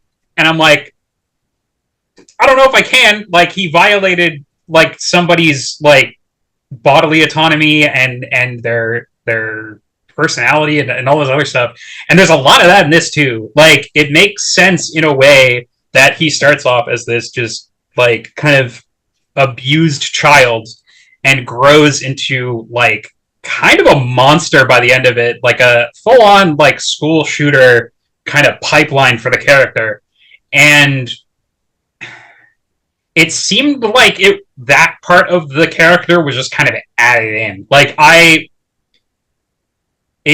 it felt very incongruous in a bad way to me, and part of that was that I hadn't gone back and watched it. I noticed a couple of little tells there, and I think it was that second viewing that really like made me kind of understand his character a lot better. Because, and obviously, like, we have our complaints about the finale, I'm sure, Dan, but some of the interactions that he had in there that they kind of used to develop his character from this point are pretty interesting. But as like a springboard, I'm like, wow, I want this guy to die. Like, and you know, in a way, that's like compelling. You want the episode to keep going, and you want to see him get his comeuppance, but at the same time, it's like this is actively like making me not want to watch the show. Just like how, and that might be a personal thing for me, because like I just characters that are written that way just kind of get under my skin, and it's the fact that he hit it so well for so long that like I think was like the big draw for me, but also kind of like my biggest problem with the character, because like he does this big, aha, you guys, you did it, you fulfilled it, and now I'm gonna pretend that I'm like a flat earth like atheist who just like knows that aliens exist and has seen them, but is just like convinced it's all a cover up. And it was like, okay, I get that you're doing social commentary. It feels like this is social commentary on something completely different. And that's actually something I've noticed throughout this entire season. When we're talking about like a first draft, it's like there's the main point, and then there's this weird little extra point that's stuck onto the side, kind of, and it's like not very well done. They obviously try to make it a little bit better as they develop him throughout like the reality war and stuff like that. But like I just powerfully hated this guy, and I was like, there's not a lot for me to like here other than Ruby, honestly. Unfortunately, that's time. Yeah, I had a lot to say about him. Right. Jesus Christ, Nick, how am I supposed to get through this in 4 minutes? Right? This episode is frustrating because there is a lot I really like about it. The idea that there is a conspiracy theorist in Doctor Who say that aliens aren't real is such a clever idea. I am so on board with it. And there are ways in which Pete McTeague really understands reactionaries, especially reactionaries who fucking do podcasts. I like the idea that seems very, even though they keep it ambiguous, it seems very obvious to me that Conrad knows he's full of shit. But it doesn't matter to him because he thinks other people are lying and he wants to expose them. And he's willing to convince all these people that they're wrong in order to do it. I like that concept. There's a couple of logistical things that drive me up the fucking wall. So, I think I make this point where the twist is effective. Because I knew Conrad was a villain going in, I thought it was going to be a thing where he like slowly developed his hatred, his obsession with the Doctor and the hatred. I didn't expect him to just be playing Ruby the entire time. I think that was pretty well done. My problem is, and I mentioned this before, how the fuck did he amass the think tank? How does that work? We never get any real explanation because I've seen a lot of these far right fuckheads. They are not hiding how they feel. They are not lying to people how they feel. They are not subterfuging and gathering people in the dark. They are very open about their bigotry and getting people that way. I don't think it's a good reflection of and this is not just a plot hole ding thing. I don't think it's a good reflection of how modern day fascism works because I don't get why he's pretending to like aliens and stuff, but he's actually secretly hating them and recruiting everyone in the background. I wish that feels very underbaked, and a lot of it has to do with the fact that the twist. This should have been a two-parter. This probably would have worked better as a two-parter.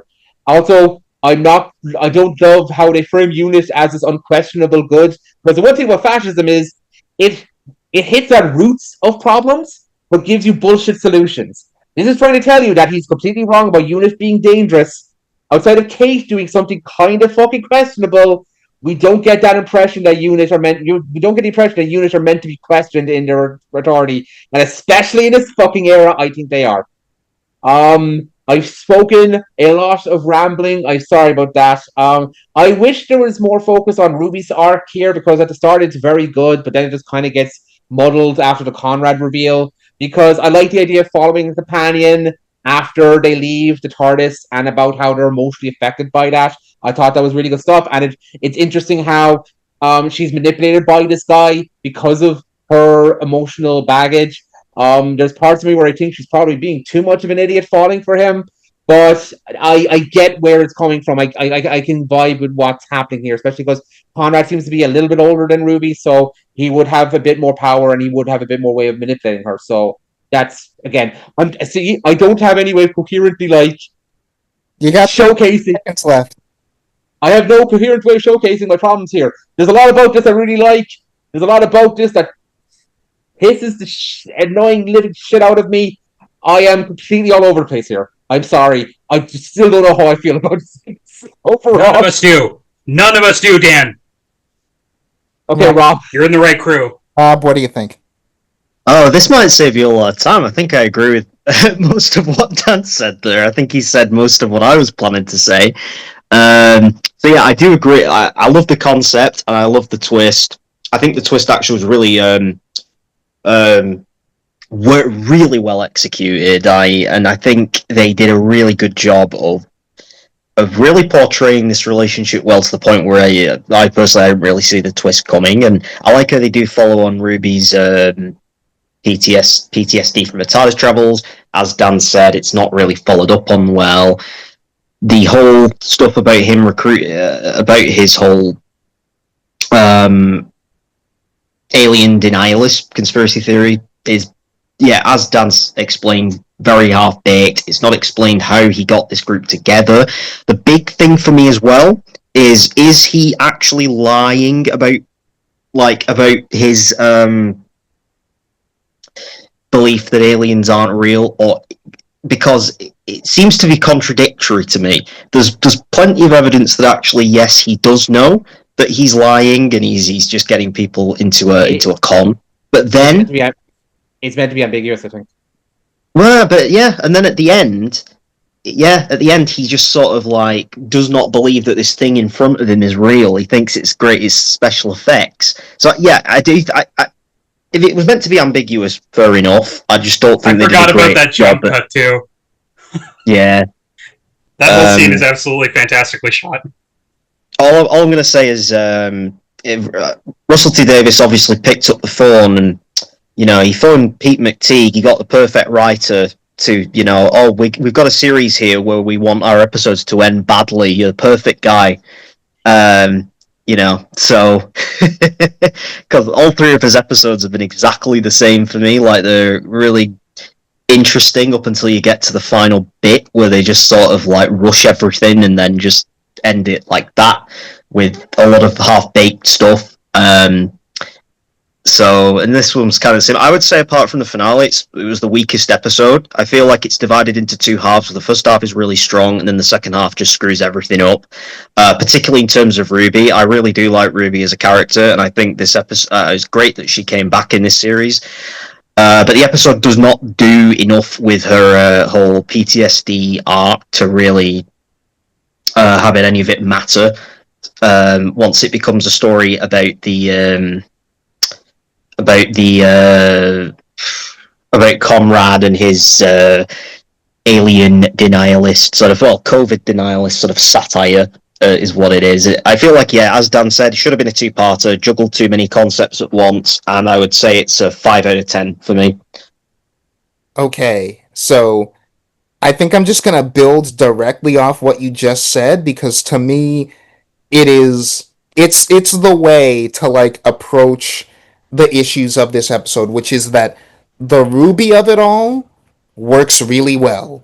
The Conrad of it all is insane because so like you said, like the idea of like the PTSD with Ruby, all of that really works, and there's some really clever like bits of storytelling going on in this episode. Like the one thing that really sticks out to me visually in terms of storytelling is the scene where Ruby and Conrad are having like their first sort of meal together, and Ruby is describing the shriek, and like the whole room changes and like the mood is all different, and on a first watch you think that's Conrad's perspective, sort of like interpreting or like his lens as he feels like Ruby describing. No, that's what Ruby is seeing. That's how Ruby feels as she's describing this thing to Conrad. And knowing that and like having there's so many good little visual choices in this episode that tell you so much about Ruby while saying nothing at all. Like the fact that halfway into the episode, she's still denying that she and Conrad are really a couple or that it's anything serious. We open that scene with a photo of the two of them on the fridge with all of the foster kids. Like, that's not something that you do lightly. Just the fact that we have that shot, that visual, tells you, no matter what Ruby says, this is something that matters to her a lot. And once you, like, pick up on that, like, it really makes you feel for Ruby as this guy just crushes her feelings right in front of her. All of the Ruby stuff in this episode is gangbusters. The problem is, as soon as we get the twist reveal with Conrad, suddenly this episode stops being a Ruby Sunday episode. Suddenly, I'm thinking a lot about Superman because of two reasons, and one I'll get to in a second. But one is that, like, I think a lot about Superman 1978, the original Donner movie, and how that is, like, one of my favorite movies of all time for the first two-thirds. And then in the third act, it doesn't become a bad movie, but suddenly Lex Luthor, the bad guy, takes over that movie, and it becomes like sort of a lesser thing in my eyes. Halfway through this episode, Conrad takes the episode over, and it becomes like a story about him in a way that it wasn't before because we were like hiding the twist. And like his character is incoherent. And it's not just like as Dan suggested that he's that it's not that we're. I'll get to you, Brian. Give me a second. It's not. You're wrong, Nick. You're wrong. Wait. You're wrong about Conrad. It's not Let him just. talk.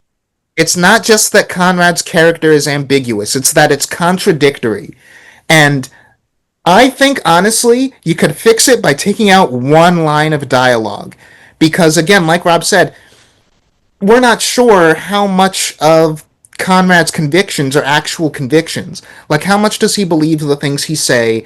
How much does he actually think that all of this stuff is fake and that people are lying? Because if we open the episode with Conrad gets struck physically by his mom because she thinks he's lying, and that instills in him like this belief that like lies are to be met with violence, then that is an interesting idea for a character.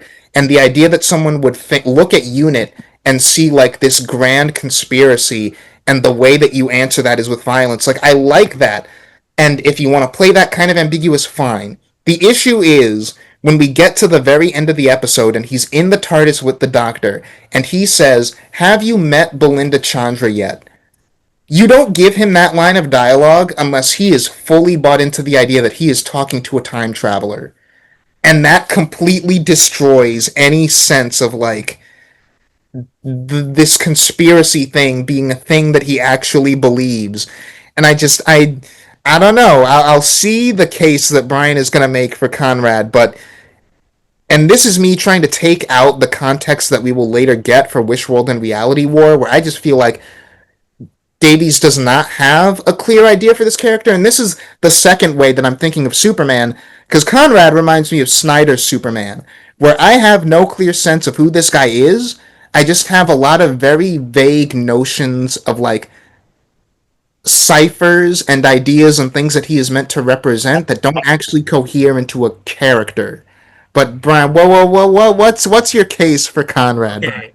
I gotta kind of reframe like how I initially like talked about Conrad, because Conrad's actually like a very like well written character in a lot of ways, but the kind of person that he is a bastard. So at the beginning when he interacts with his mom, for me it wasn't that one interaction was showing that he's like going to internalize this forever. That just gave us a glimpse into the kind of family upbringing he had, which was completely devoid of attention. So when he became older, everything, all the conspiracy stuff, all that stuff he was doing, none of it was actually about finding the truth, because at several points he finds the truth and keeps digging. What he wants is attention, and he will do whatever it takes, and he will stand on any stage and say whatever in order to get that, because that is the one thing that was denied to him when he was growing up. And that seemed incredibly consistent to me even from the first watch. I just hate that kind of person, so I'm like, I don't want to see you on screen. I couldn't differentiate him from that kind of like Trumpian narcissist in real life. And I think that's why he's written the way he is. It's this like kind of loop of him just experiencing nothing but negativity and narcissism from other people, and so he just reflects that back out into the world, and it's to his own detriment. You know what? I'll take it. That the episode fixed. Well, for the most part, because and the one thing before we move on that I will say that I don't quite see the Listen parallels. Like you mentioned this episode being like Listen, I really don't see it at all. Like not even. It's more like Bizarro, like Listen, because Listen, when you learn more about Dani, he becomes a more compassionate figure, and it actually like his relationship with Clara elevates both characters. Whereas this idiot narcissist comes in and does the exact same thing, and then it all falls apart when you find out who he really is at the end of the episode. He's this big taker. I just don't see it at all, like any remote structural resemblance. To me, the episode that this one most directly rhymes with is Love and Monsters, where that's another Davies script. That's another one about a guy who kind of like sees the Doctor from afar. And I think we're meant to be thinking of Elton when we look at Conrad. I think all three of those characters are reflections of each other, but that's a completely separate conversation. I like the fact that Elton becomes obsessed with the Doctor in a more positive-ish way when he sees the Doctor try to save his mother but fail, and yet when Conrad meets the Doctor as a child, he internalizes what his mother does is abusive to him, and his obsession becomes more hateful. I like that parallel. It's actually really clever, and it's really well implemented. I also like that final scene with the Doctor. I like the speech he gives where he talks about how he gets in the way of stuff. That felt that hit home, and you didn't have to torture him to get the point across. Yeah. We'll get And there. I also, before we moved on, I just wanted to clarify. I'm pretty sure it's pronounced Pete McTighe. Yeah, Oh, Hematite, right?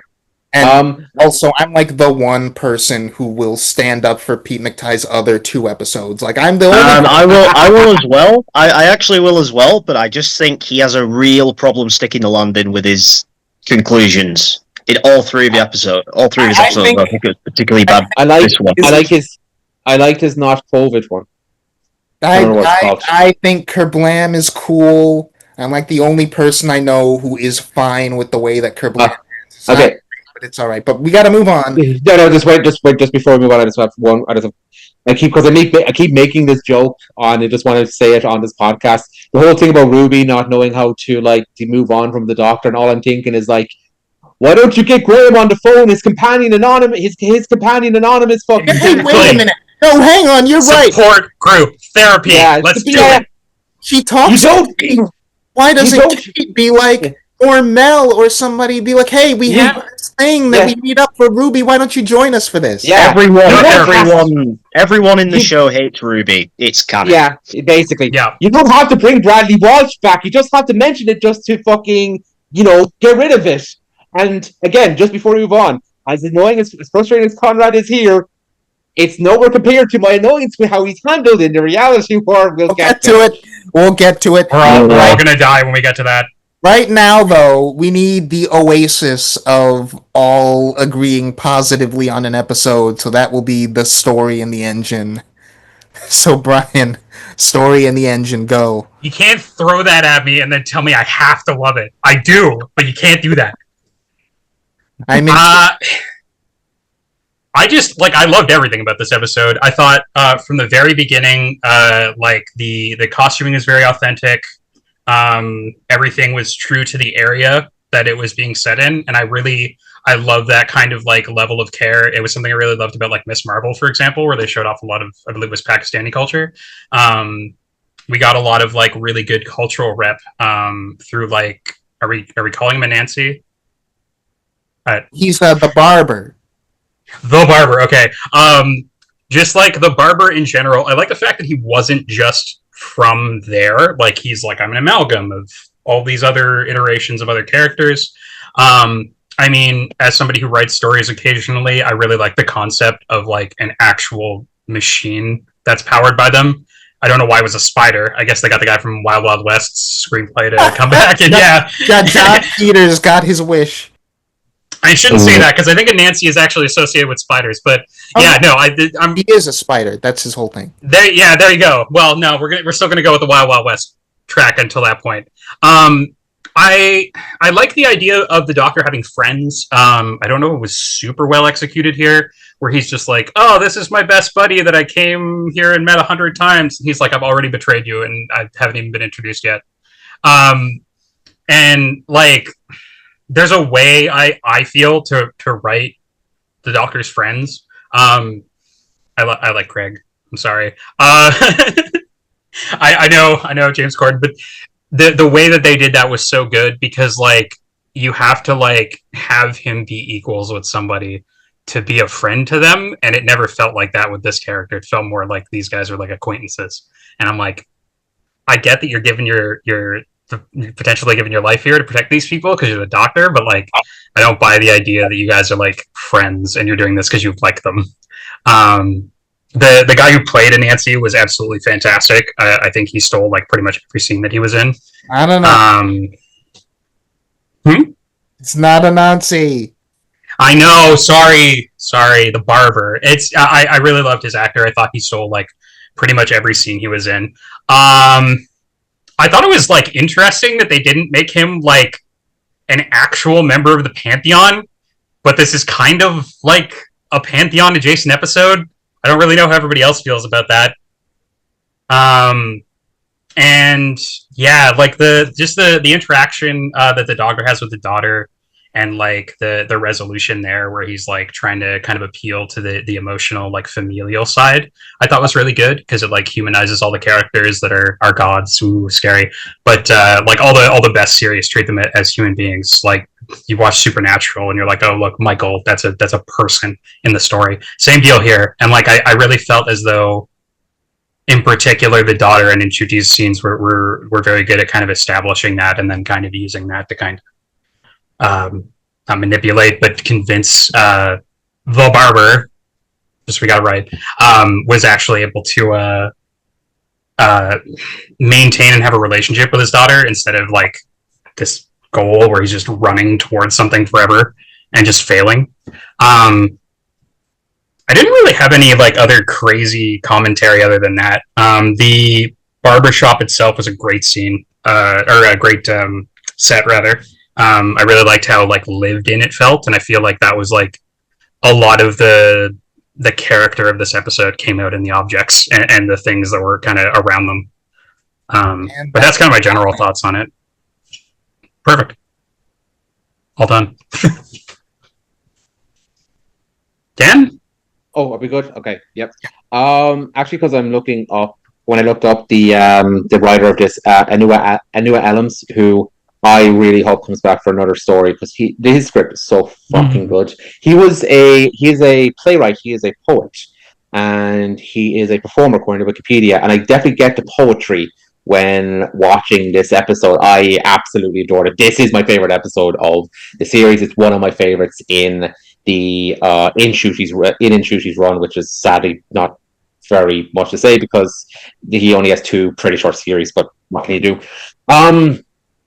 I like that it's a story about storytelling that doesn't glorify the storytellers. In fact, the main enemy is a storyteller who feels affronted by the way his stories have been interpreted through time. And there's a lot you can read into that. I think it's a story that allows you to get a lot into it. I actually got a lot of echoes from Chibnall's run, actually. I think a lot of this is better than a lot of the stuff that's written in his era. But the whole idea of like these kind of preternatural gods being told in a sort of way, the limited location that is being shot in is very similar to It Takes You Away, it comes to mind. Even the animation is something that was done in Can You Hear Me? And it even has a cameo from the Fugitive Doctor, which I love the Fugitive Doctor. It's one of the best things from his era. I always love seeing her pop up. Jo Martin's is wonderful, even for two lines. She gives a lot of presence to this. I completely agree with you. The acting on the barber. His name is Ariane Bakari. And he was the first black man to have a lead role in the BBC period drama. I'm just giving you wiki facts at this point. He's phenomenally great in this, and he carries the whole thing with him. But I think there's a lot that goes here. I get what you're saying that the friendship with the guy who owns the barber should have been a bit more better fleshed out. But I like the fact that it's leading off Don Bubble, where the doctor realizes he's in a black body for the first time and he's going to Lago specifically find connection with people who look like him. I love the way that's implemented. I love that it's not a huge thing for him, but it makes the betrayal of that way more difficult because of the way he was treated. Especially if you remember that episode, the way he's treated there by people he trusted so intimately with this part of himself, you get the betrayal. And I think Ncuti plays that really fucking well. I think I love the stuff with Spider. I love it being inspired by African myth, where, you know, very famously a lot of the original stories and myths originate from Africa, and it goes into that. Again, it's just a very powerful metaphorical thing. It looks great. I have very little to complain about. I wish Belinda was in it more, and I'm not even going to bother going into the fucking Poppy stuff. But it's one scene, so I don't care. But I think I just think there's a lot that goes into this.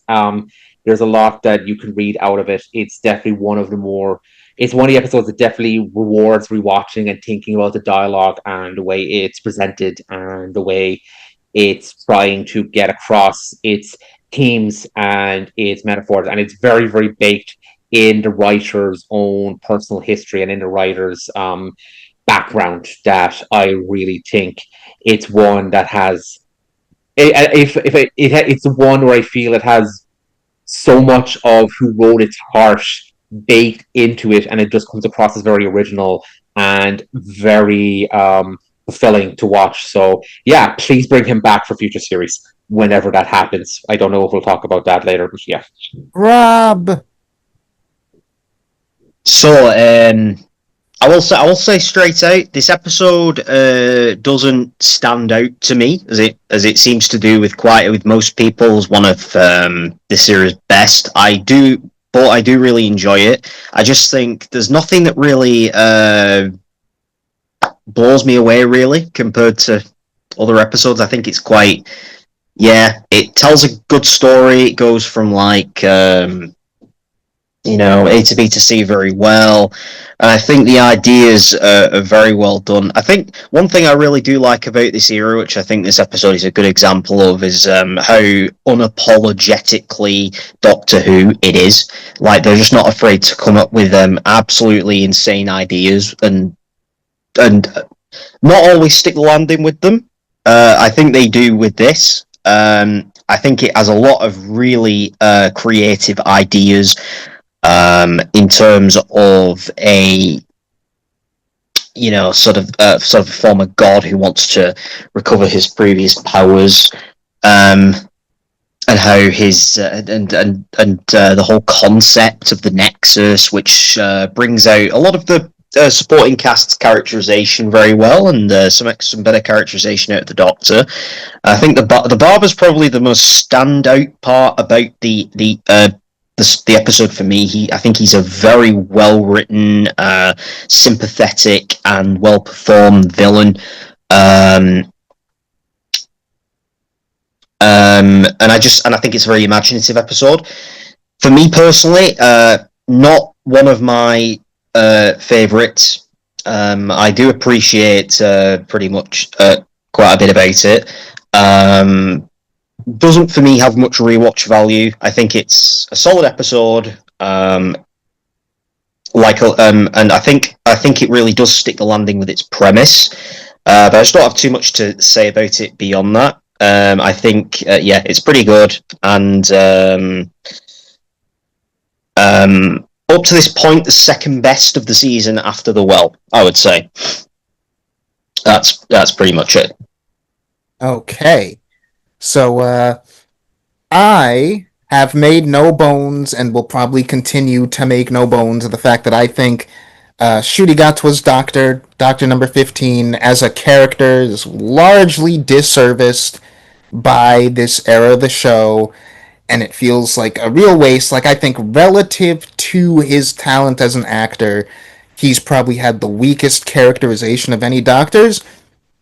Prior to this season, I felt like the biggest exception to that was Dot and Bubble, which, despite being a comparatively Doctor-light episode, really took the fact of the Doctor having the skin color that he does, being in the social situation that he is, and saying something really interesting and like genuinely new and revealing about the Doctor's character in a way that you couldn't do with anyone else.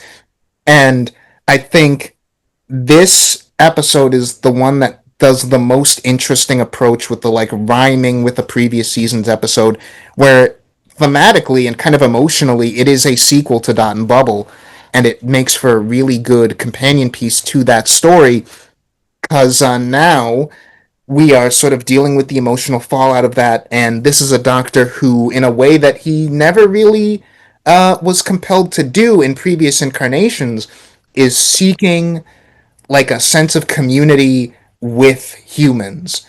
And I love that that takes the form that it does, because this being an episode that's a story about storytelling, it's showing like how storytelling is the thing that builds that community and is the thing that like creates a sense of safety. And for as much as I kind of agree with Brian that like we could have got a better sense of the Doctor and like these friends and this friend that he has in this barbershop, for one, I like that we're kind of just thrown into that because it is a rare instance where we're allowed to feel like the 15th Doctor gets up to things off screen and has like a life outside of just the episodes that we're seeing. So I like that. And I really like just the way that we take it in this episode. It's like we've never had the Doctor in this position before, really, I don't think, where he's looking to someone else to give him a sense of safety and to give him a sense of belonging that normally he just kind of forces for himself. And I don't know, I just really appreciate this episode on the level that I do Dot and Bubble of taking the Doctor and doing something that we really genuinely have not done with them before.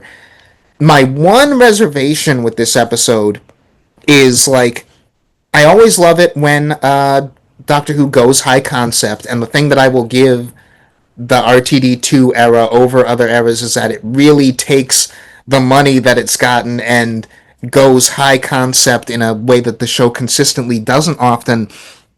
But I wonder if maybe the whole premise of the barber is a little too high concept in the way that I think it separates the reality of Doctor Who from the reality of the real world like a little too much. Just because, and maybe one of you guys can like correct me on this, but the sense that I got from the episode is like the barber is saying he's basically responsible for propagating like the myths and stories of these gods throughout cultures, and I'm like I don't know if I like that. Like the dissemination of mythology is so fundamental to human nature like across cultures that like I don't know if I like attributing that largely to this one outside individual. It kind of feels like we're kind of diminishing the very concept of human communication relative to how it is in reality. But I don't know. Yeah, no, I just because I rewatched the episode recently, I think they literally are saying that the barber is the storyteller or somebody who created all these myths. Yeah, like I get why you would want to do that, and it's a thing that I respect for being a big swing, but I don't like that choice, and it's a shame that it's so central to the episode. Just because I'm like, in this story about like the human nature of storytelling, we're gonna take human stories that have like survived through thousands and thousands of years, and were like originated out of the human need for these cultural mythologies, and we're gonna put that all on one guy who's not even human. I don't know. I don't like it. I think it's because a lot of African myth was so inspirational for different mythologies in history. I think that's what he's kind of going for. But again, like I get what you're saying. Like your mileage may vary on that sort of reference point. Hmm.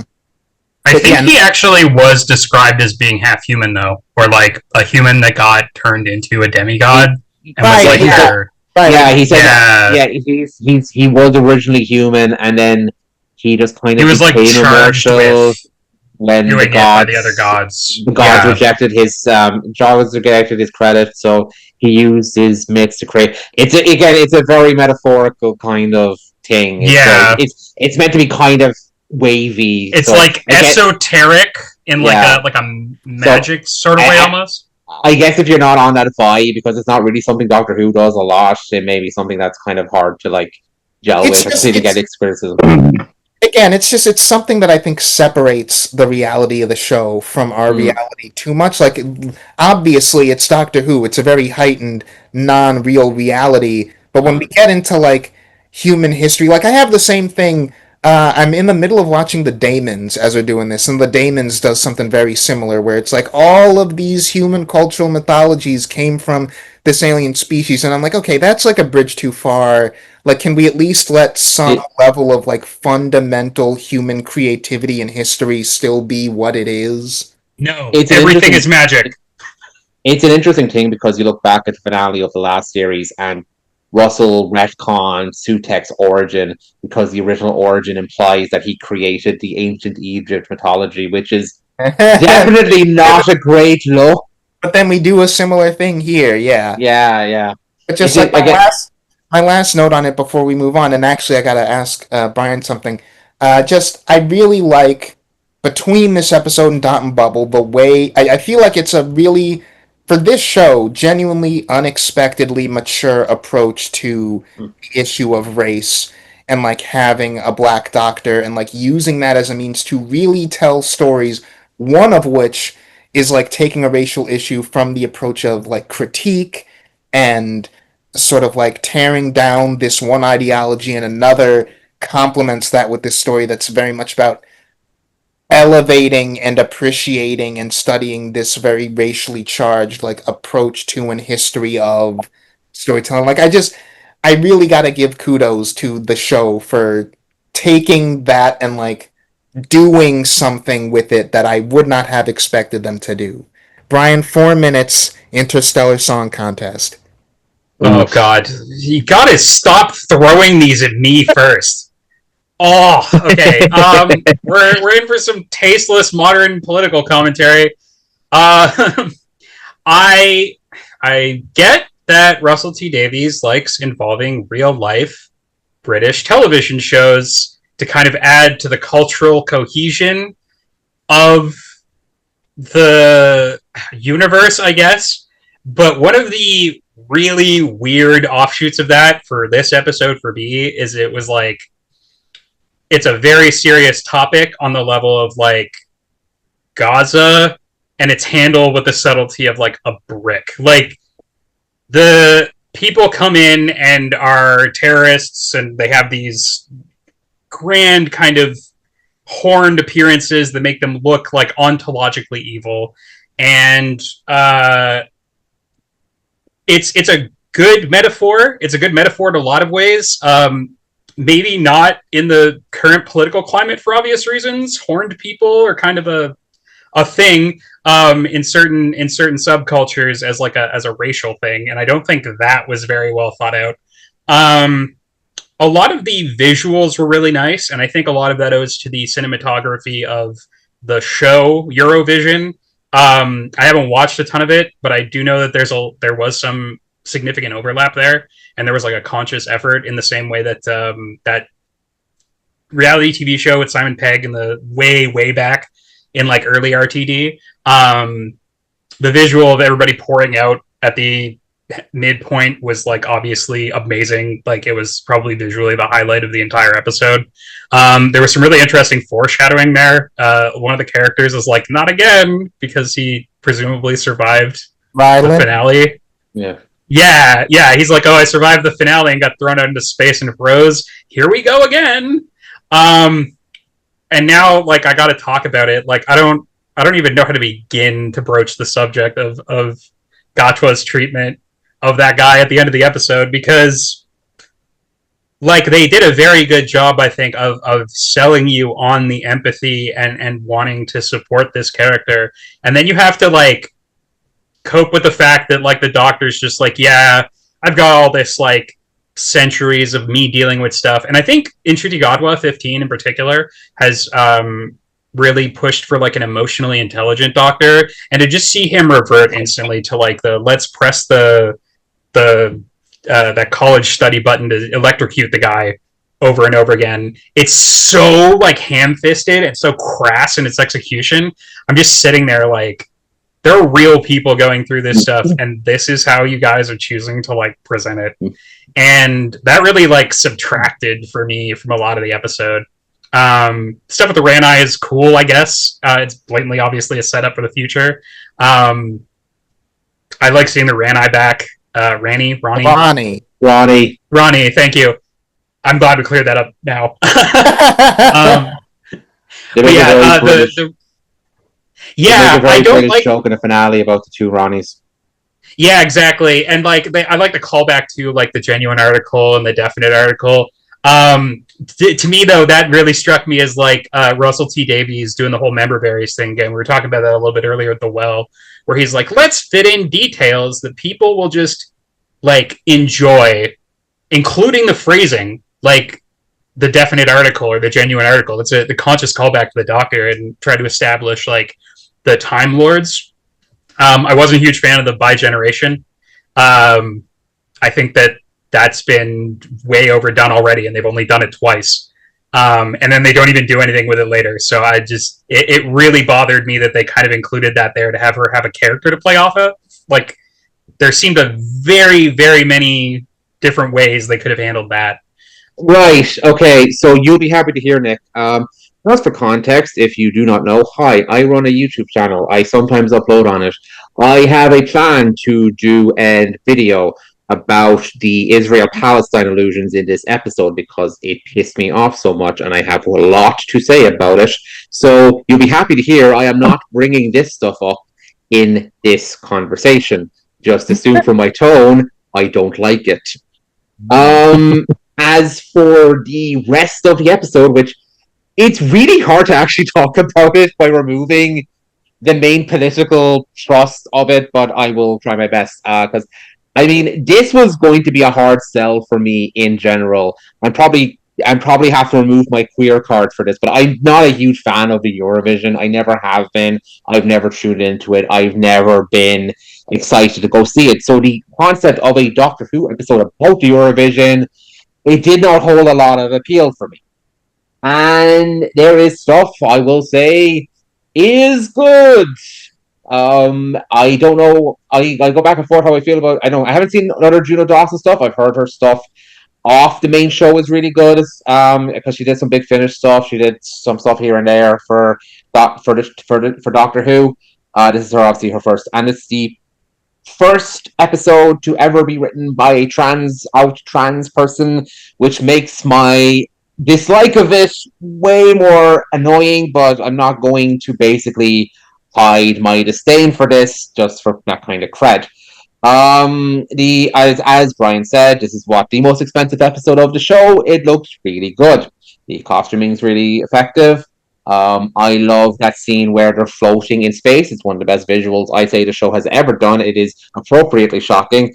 And if they didn't pussy out and just decide to have all the characters survive anyway, it may have actually made the Doctor's reaction make a bit more sense later on, though I completely understand why this show wouldn't go that far.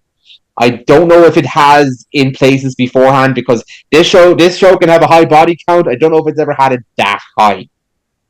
Um, and I think the guest cast are effectively done. They are memorable. They all have mini arcs, which I appreciated.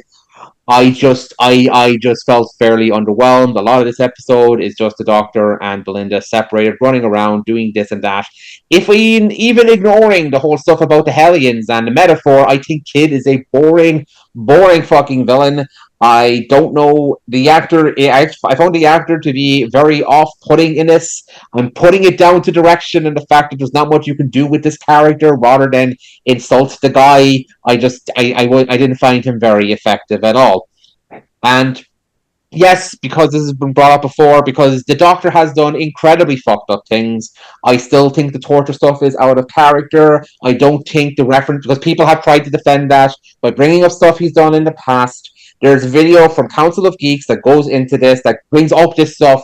It'll more effectively explain why I still feel this is out of character for the way he goes. The explanation for it is bollocks. I hate how Belinda has a bit of a reaction to it and then doesn't have a reaction to it altogether. The main thing I have is the tone of this episode is also completely all over the place. It tries to go for intentional camp. They say camp even, and I just think it's weird that we have a Graham Norton cameo in the same episode where they're talking about mass genocide. So it's a bit all over the place. Yeah, I'm not a fan. I don't have because I'm cutting out one of the main thrusts of this episode in my discussion because I could go on for a long time with that. I don't have much else to say about it. I even ignoring that. So yeah, okay, did have more to say about it. Okay, Rob. So, it's a difficult one to talk about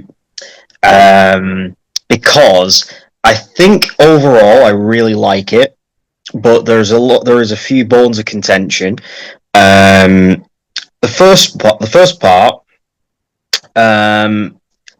comes with the Rani.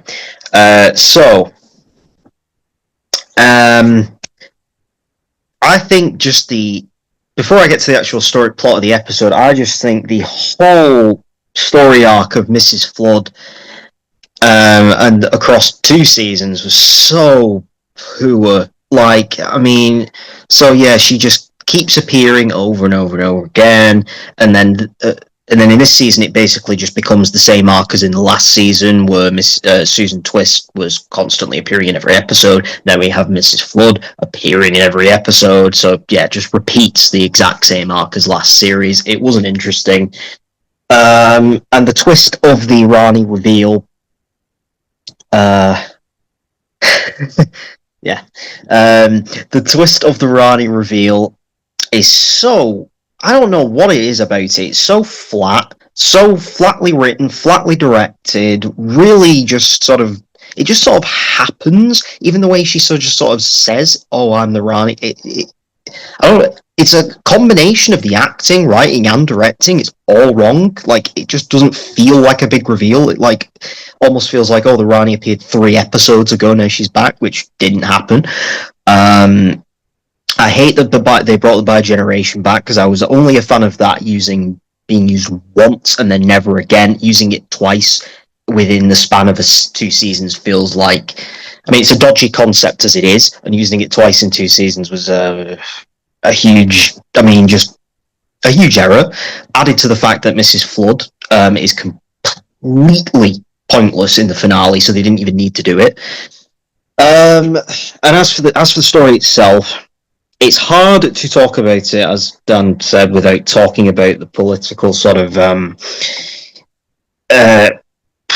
allegory it's going for. And I think when you do a political allegory, it is always going to be hard to stick the landing in a way that accurately reflects everything. I think it does make for a very strong story, with the way that the villain does kind of have a very strong motivation for what he's doing. And though, as far as the Doctor's torture of him being out of character, I'm a bit 50-50 on it, because I do think the Doctor does have a history of, if someone is presented with the... if the Doctor is presented with the mass genocide happening in front of him, regardless of motive, he will act in a way which is in where his darker side comes out. That's mainly what I took from the whole torture sequence. Though a failing of the episode is it does not address the fact that what happened to his race in a way that makes it seem, I think, can seem to many people in this allegory context like an apology for Israel, which I don't think it's trying to do, but it can definitely come across that way, because I don't think it directs the attacks towards both sides, if you will. So I think that is a problem. But I do think, yeah, and I do think, as Dan said, yeah, the Belinda does not...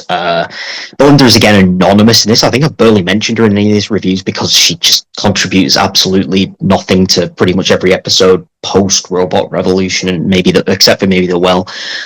The actual plot of the episode itself, I think I really like the concept. I like the villain's motive, as I said, and I think it does. I think it does manage to actually... It starts off as this sort of campy comedic episode with a sort of good satire, and then delves into the darker aspects of it, and I think it does manage to do that really well. So overall, I would actually consider it probably one of the strongest episodes of this era, which isn't saying much because there isn't many standout episodes, but I do definitely think there are a couple of major things that it does wrong, which drags it down a little bit.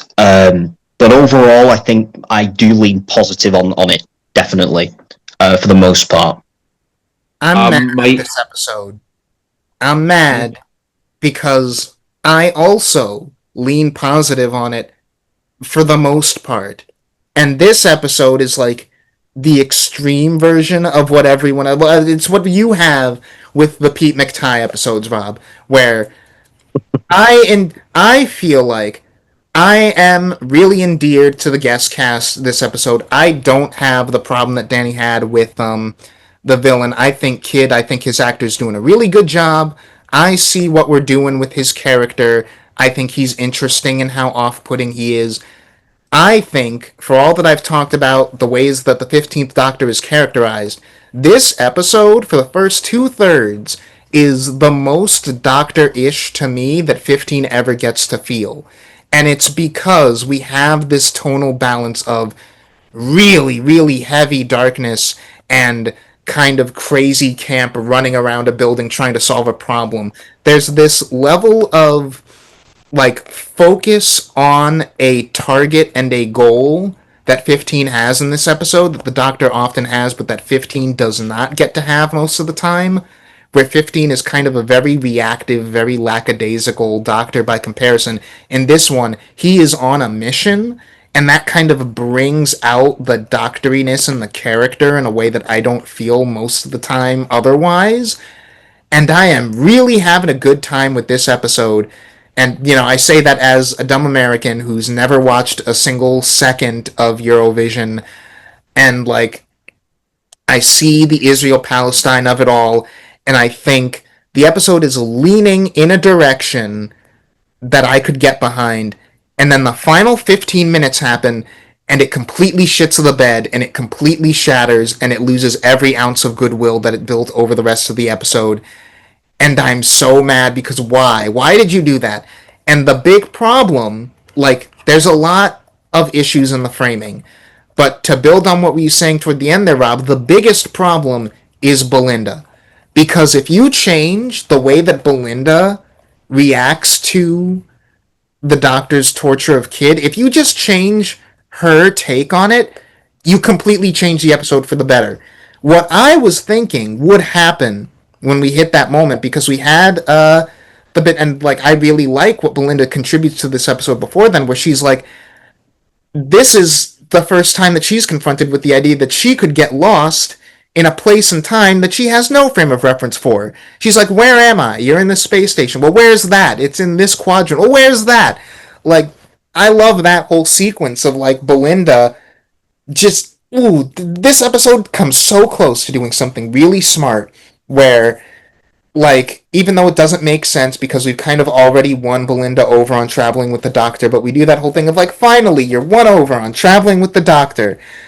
And that is the story where she slams into the brick wall of like, oh no, this is still really dangerous and bad, and I shouldn't be living life like this. This is a terrible way to go about things. I need to get home. And she has this moment of like, the Doctor was wonderful and I never got the chance to tell him. If that is then dramatic irony building up to the Doctor does something really cold blooded, because I don't even think the issue is that it's out of character. It would be out of character if the Doctor had all the information that the audience has, but he doesn't. But the issue is the Doctor does something really cold and really kind of inhuman and like worth frowning upon. If we end this episode and Belinda is like, listen, I respect you, there's a lot of great things about you, but you are terrifying, and I was right, you are dangerous. You need to get me home now, and I don't need to ever see you again. If that's where we end this episode, every problem I have with it is fixed. Like, that immediately reframes the Israel Palestine of it all. It immediately reframes the Doctor's characterization of it all. But instead, we end with, you're wonderful, Doctor. You really scared me back there, but, like, you're still wonderful, and they're totally simpatico, and we have them going, like, back and forth and being cute, and the Doctor's, like, they're making music references, and it makes no sense. And it's a huge disservice to the story, but it's a bigger disservice to Belinda's character. If we just let this be the through line, like come a full circle of Belinda was like, no, sorry, I was right all along. You have issues and I need to get away from you. That would make this episode top tier in my opinion, but instead, it completely trashes everything that it seemed like it was building to. And it is one of those things where that original ending you're pitching, Nick, that ending, sorry, that idea of that ending you're pitching, Nick, I have no idea if this leaves a fucking ending or whatever. It's almost offset by the fact that in the next episode they become parents and Belinda's character gets completely overhauled to be completely obsessed with their daughter. We're getting into that soon, obviously. Rob. What you said about the Doctor. This is I've not mentioned Galba's Doctor much in these things, and I think that's a bit of a sign. I think I do think he does suffer quite a bit from having from not being challenged enough as a character. I think that episode is a good example of, yeah, we literally just see him have this real big explosion of his dark side where he tortures Kid, and nothing. There's no follow up to it, and I think this problem. I've always been in this funny position of really liking Gatwa's Doctor. I think he's a great actor. I think he really suits the role a lot. But I've always had and I've even liked the majority of the episodes in his era. But I've had this nagging feeling that there's something missing, and I think it was when watching this I did really figure it out that he just. I think it's very similar to the 13th Doctor. The problem I have with the 13th Doctor, there's not enough moments where there's where the character gets taken into braver directions or gets challenged or moves beyond sort of the quirky level. And so, and I think, it is a good example. It's just never followed up on. It hurts the Doctor's character. It hurts Belinda's character as well. I think it's less of a problem with this episode in particular, more of an overall problem that's very noticeable with what you're talking about at the end there. So I just wanted to build on that. I think another thing that kind of puts me off this is that I just don't feel like even with the Doctor not knowing about Kid's backstory, I just consider like in the last episode we had a villain who was trying to destroy like all of fucking reality itself and all human beings, and the Doctor's just way more fucking empathetic to him. And we give the excuse of like the Doctor's scared. He's sort of operating under the assumption that Belinda's in danger of dying or has been killed. Maybe he himself has just woken up from a near-death experience. Like, there's a lot of excuses you could make for, like, psychologically, the Doctor's not in a good or stable place this episode. But it really does just come down to, like, the framing. We needed to condemn him for this, and it really cowardly and chicken shit that the episode doesn't. I'll go back to one of the darkest things the 10th Doctor ever did in Runaway Bride, where he literally drowns babies. Like, straight up murders babies. What is Donna's reaction? He is fucking disgusted. And she absolutely chews him out. And it's just like, I don't understand how we got here, because, like, Donna wasn't even meant to be a long-term companion in that episode, but you can tell that Davies is giving it the thought of, like, this is how this person would react. The Doctor needs someone who can genuinely challenge him, someone who can look at him and say, sure, you're a good guy and you're a hero and everything, but you need to be called out. You can't just get away with whatever dark whims come to your head because you have a good excuse at the time. And, like, it's right there. I feel like that's the natural way that you end this story, and I don't understand how that's not what happened. Also, I think that's actually funny because, like, when people were talking about this on Blue Sky when the episode came out, because people were more debating of it, people didn't realize the poppy honey was a very direct parallel to Moroccan oil, because a lot of people outside of Europe wouldn't really understand Eurovision and the politics behind that, because that's been a debate way longer than October 7th. Jesus Christ, my brain.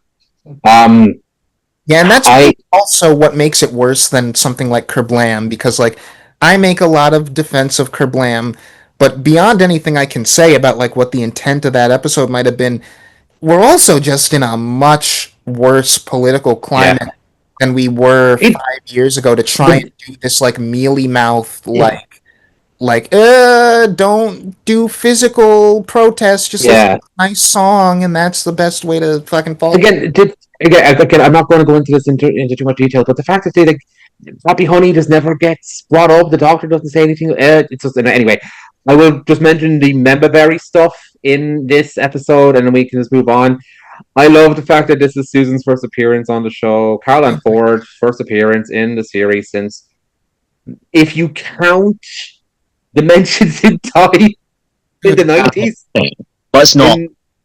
So fine, the 5 Doctors in 1983, and she has a briefer cameo in the next episode, and then they completely drop it. I'll go into what the theory is because I think it's from a leak, but what was supposed to happen. But it's extremely frustrating. I'm going to talk more about that in the finale. The finale, I think. Yeah. Let's take the time restraints off ourselves. Yeah. From now until we decide we're done, we're just gonna. In the morning. And I just want to bring up. I just want to bring up this point before we go into the finale, because I mentioned it in our little chat here. The fact that the Ronnie generates because she gets killed by something literally nobody else gets killed from. It doesn't make any sense. The Ronnie was always rubbish. Jeez. You get defeated by Power Ranger villains in time in the Ronnie, so you know. And it's Russell. What did somebody say before? It's a great quote that Russell T Davies is writing this show for 10-year-olds who have been watching it for 60 years. And that's the Ronnie reveal. Hey, it's their fault. It's their fault if they haven't caught up on all the history.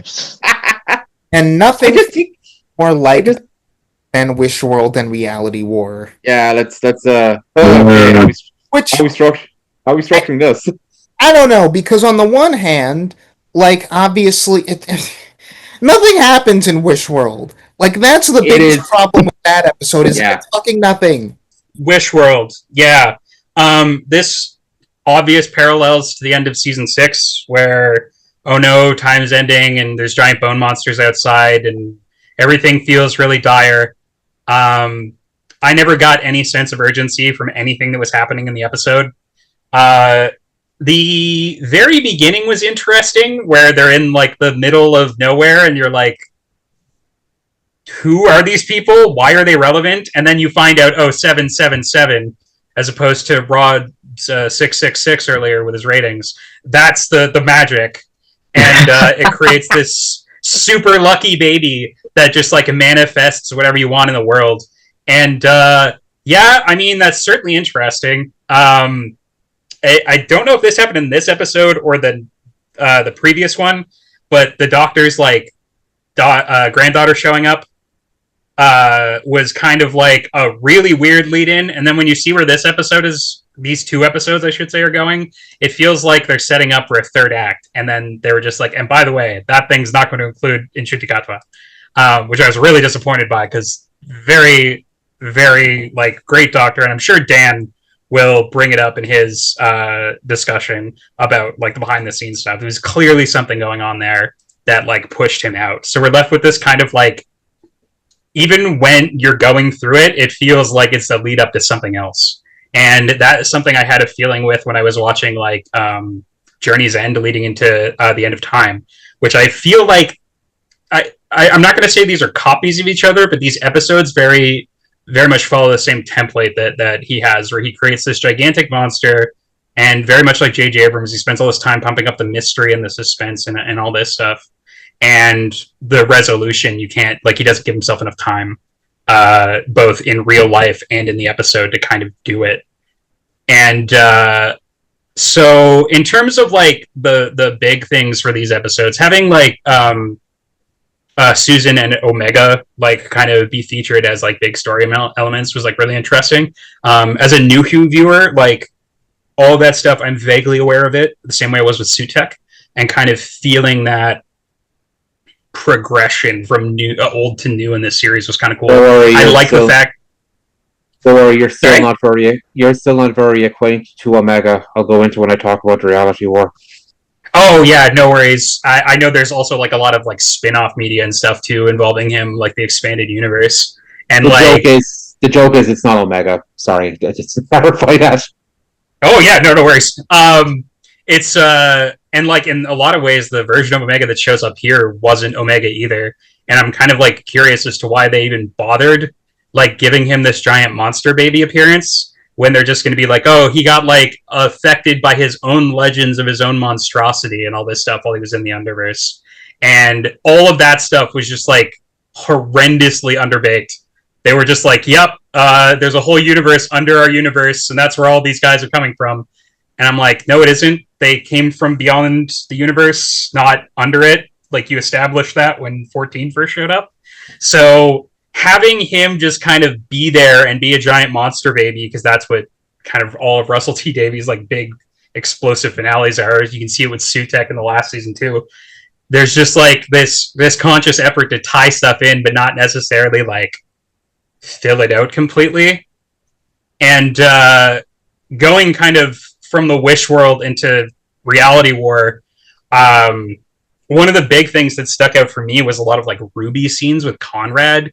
I was very confused as to why like they were trying to humanize his character at the tail end of this if he's like not going to be here anymore. I get the point of like filling the character arc, but like we've seen this guy twice. there's nothing, and like it's interesting to see him kind of try to do his best, even though he's like fundamentally a very flawed person with all these like issues. And having Ruby acknowledge that and acknowledge that he did try to put in the work to kind of maintain everyone's lives, I thought was really, really like, it was a complex thing to involve in the show, and they didn't necessarily need to do that. I don't know if they should have done it for him, because Conrad is such like a gross character, but a lot of these stories feel very first drafty in that way. It's and also this was one of those not situations. what he did. Oh, okay. It's no, I mean it's just like Ruby's straight up wrong about that. Like he tried to make space for everybody, but no, he didn't.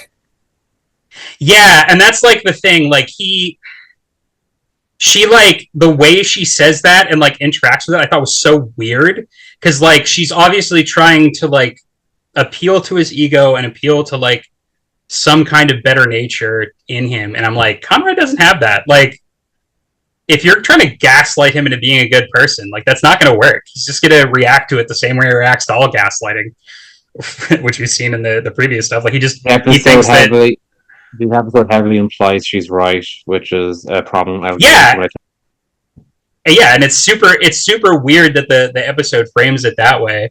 And then like I like the kind of the characters being kind of like off versions of themselves in the alternate universe and having like real time kind of like turn them back and have them be like, oh man, that's so weird that we were like wearing tweed. But then like you get the resolution with Omega in like 5 seconds, which I understand for the construction of the episode, they needed to do that, but it still feels terrible and rushed. And like, oh, technically this MacGuffin is like always been capable of blowing you up, but like we never really said it could do that. We just said it had a lot of power in it. He's like, yeah, we just use like a gun now. And then like the last bit of the episode, I think was actually the strongest part for me. I love any kind of those emotional points, like with Ten giving his life for Wilf, and just having them focus on the value of an individual life, because obviously that gets lost sometimes in these kind of stories. And like it was the same, if we're going to actually tie this back to Joy to the World, that character that was just there with Enchuti for like 2 minutes and said like, hey, I'll be your friend, and then he just like went on to like do this crazy thing within the star. And like I had a very similar feeling with how like the doctor like interacts with and feeds people with his compassion, and like just seeing him turn that around and bring back this little girl at the cost of his own life, I thought was really great. I loved his farewell scene. I thought the music was fantastic, as Dan has probably said before and after this in this video. And just the way that the tone that they gave him going out, where he was just very loving and surrounded by like people who he knew and who loved him back, in a way, like I really thought that was great. I don't know what the fuck they're gonna do now with Rose coming back as the next Doctor, but yeah, that's kind of generally, it's a mess. Like it's end of time level, like confusing and weird, and there seems to be like 6 different versions. Yeah, and it's just it seems like there were 6 different versions of the plot, and they just kind of like eventually settled on like 2 or 3.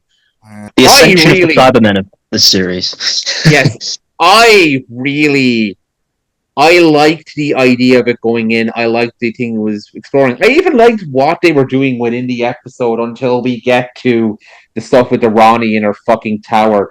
I just really like this is literally a world that a fascist wishes into reality, and we get the existential horror of people who do not fit into that mold being forced into it.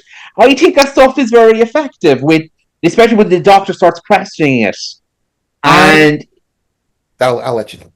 sorry, and I think that scene where Belinda realizes she never gave birth to Poppy, and she runs into the forest and screams. That's very effective. I hope there's nothing in the next episode that undermines it. I wish I found any of this episode effective. And Rob, I'm insulted on behalf of Ascension of the Cybermen that you make that comparison. Because you know what happens in Ascension of the Cybermen? We show up in a place and we fight some Cybermen. That's at least more than we sit around just like, okay, listen. If you're gonna do the whole thing of like characters are in an alternate reality and they don't have their memories and they're not themselves, you need to actually like dig deep and explore that. And it like doing it at the a literal 11th hour of the season is the worst possible time because they basically try to cram all of WandaVision into one episode of television and you just can't do it. I don't find this effective the way that Dani does because like I'm not watching the characters that I came here to watch. I'm not watching the Doctor and Belinda go through these things. I'm watching this construct, John Smith, and I'm watching this construct, Belinda, go through these motions of a story that I have no investment in until they get to the end where the villain just sits them down to explain the plot to them. Meanwhile, Ruby is just kind of like doing stuff, I guess, that's like relevant thematic commentary, but it doesn't amount to anything. By the time we hit Reality War, absolutely not a single thing, not a single plot point, line of dialogue, anything that happened in Wishworld is going to matter as soon as Reality War starts. Why waste our time like that? It's so clear he came up with the idea of the cliffhanger before he went into Reality War. And then he realized in the last minute, oh fuck, I don't know how to resolve this. So he just reverses time and makes the episode completely pointless. Like, the only thing that fucking happens is that the Doctor remembers who he is, which you could have done in the Reality War and made this one episode. And look, listen, people have made the case, and this is even from people who aren't necessarily defending the episode, but they've made the case that, like, obviously, as you do with like alternate reality stories, or like what we do with WandaVision, or what we do with Human Nature and Family of Blood, you're meant to read John Smith as like a reflection of things that are true for the Doctor. So John Smith has this family life, he has this daughter, he has this sense of stability, and you can kind of read into that, okay, those are things that the 15th Doctor wants or wishes that he had. But there's no meat on the bones there. There's not really. This is because we haven't properly established, we haven't properly explored the full like internality of who the 15th Doctor is. I still don't know who this Doctor is. Not really. I know a couple of things about him. I have a sense of some ways that he is unique from other Doctors, but I don't have a fully realized sense of him as a person the way that I do for Jodie or Matt or Peter or David or anyone. And it creates this problem where I'm just watching him go through these motions in Wish World. I can't even go as far as to read like John Smith's life as characterization because there's not a solid foundation there to do that with. And what works about human blood, human nature, family blood, is that it's a fucking two-parter. We have more time to explore this. Yeah. We do all this shit in one episode, and because it's the first part of the finale, he has to cram everything else in So we just ignore the setup entirely. Yeah, Human Nature Family of Blood is a nearly 2 hour long story Yeah. where the Doctor is not back until the last 10 minutes. If you're doing an alternate reality thing of like this fascist man creates this disparate world that is falling apart at the seams because it can't be held up together. You can't do that in the fucking finale where you have so much other bullshit to wrap up, especially when they were forced to regenerate Shooty. And it's like like I said, I think I defend this episode more on what it could be and the potential of it, and the ideas are interesting. Like I like the fact that disabled people are not part of this world because fascists do not have any part for disabled people in, and they form an colony. I do think a lot of the way Russell writes it, I'm expecting to see a sticker saying "I'm not disabled, I'm super able" at some point, because it comes across as extremely condescending in a lot of ways, and I've seen that in the way that he writes for minorities who don't reflect his own world experience, which he just it's just been an issue with his writing in general, not even just with Doctor Who. He comes across as somebody who obviously cares and he's obviously well meaning, but he doesn't know how to write as well outside his own frame of reference, and it comes across a little condescending in the way he depicts it. But it's an interesting idea. I like the fact that Ruby's residual memory from 73 Yards actually plays a plot point in this. I thought that was interesting as well. But again, this is just all also okay, so like this all falls apart by the time we get to the stuff with Irani, and she's doing the master thing of dancing to a song and dancing with the Doctor, and they imply that her and the Doctor fucked, which whatever. And it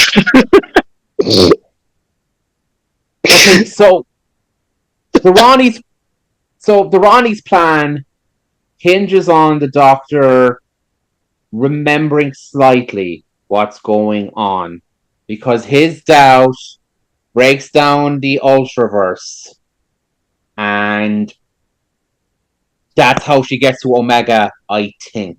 Okay, listen. Because it's such a dumb afterthought that doesn't actually mean anything in Reality War, now is really the best time to just address all of the Ronnie and Omega of it all. Starting Okay. with the fact that this plan is stupid as balls. Just in terms of like from a writing perspective, I don't understand why this whole wish thing is the mechanism that we went with. If Well, okay, Barani's here, and her goal is that she's on the hunt for Omega. Like, Omega is hidden somewhere. Earth has something to do with it. Ronnie's gonna do this experiment that, like, endangers Earth, but it will get Omega back. And it's like, why is the wish doubt thing the way that we chose to go about this? I don't understand practically what this means. it's Why are we doing it like this? Yeah, what it almost feels like the Rani is sort of just doing it just to do it. Like there's many easier ways you have to think that she can like get Omega out and break whatever she needs to break without creating this whole elaborate world just to so break it. At the same time, it's very, very convoluted, and it does reek of sort of like he thought of the alternate reality thing first, and then thought yeah. of the Rani and Omega next, and then didn't really gel them together very well. So the ending of Wish World implies that what the end of the world we see in the end of Roller Revolution is what's supposed to have happened on May 24th. That all the stuff fell through, and that's meant to be what it is, which only doesn't even begin to make sense with the fact that it's stuck in a time loop. But that's, I guess, what we're going with. So was Durrani's plan hinges on the fact that the Doctor and Belinda, most specifically the Doctor, is trapped outside of this date. So Belinda had to be involved too, because she's the one who's forcing him to go home on that specific date. So the Vindicators are used to like exacerbate her fucking power of the baby to make the wish a bit stronger, so she can use Conrad to spread doubt. I hate this. It's so fucking ridiculous. It's so fucking overtaught. It's You so have to write fucking a few math overplanned. equations down to figure this plot out. And then me and Nick had a discussion about this. About like, did the world end? How did the world end? Because she implies in the next episode, releasing Omega does not destroy the universe, does not destroy the Earth. And then Omega says he will destroy the Earth. So either she's lying or she's stupid. Sorry, I missed like the last 40 seconds. Okay, so I think you mentioned, like, and they may say in this reality war that Durrani releasing Omega doesn't destroy the world. So, like, then Omega says he will destroy the world. So either she's lying or she's an idiot. But if she's lying, the Doctor should point that out because his only concern is Poppy. Well, no, I get that. That's Yeah. just like Honey doesn't comprehend Omega's motivations. Like, that's fine. The That's fine, issue but is, the Doctor. I'm sorry. yeah, no, like you're right, but the issue for me is just like just don't bother. Like, I think typically when I'm critiquing something, I try to avoid like making suggestions that are just rewriting the whole story or Yeah. just making it something that it was not intended to be, because then you're not really criticizing, you're just kind of like doing, well, I wanted this. But I just, there was no reason, I think, that this had to be any kind of Pantheon story. We didn't need the baby. We didn't need the Wish World mechanism. Like, the frustration for me is that it so overly convolutes things, and it means, one, we don't get the characters that we are invested in. We're not watching the Doctor this episode. We're not watching Belinda that we've come to like be interested in this episode, and it's distracting from Archie Punjabi, who I think is a really good Ronnie. And like, I like him a lot, yeah. if we'd have given her a more like fitting Ronnie plot, then like I think there's something that we could have done here, because like classic fans, I think somewhat understandably, are very dismissive of the Ronnie because she only ever appeared in 2 stories, and they're not exactly the best stories in the world. And people are like, well, the Ronnie's the villain that you bring back when you're like desperate and you don't have any more cool villains to bring back. And like, but there's real potential in the Ronnie, and like she's an interesting character and she deserves to have like a really great story, and it would be easy to do, I think. Where like You could make the same argument about the toy maker, and I don't think you can.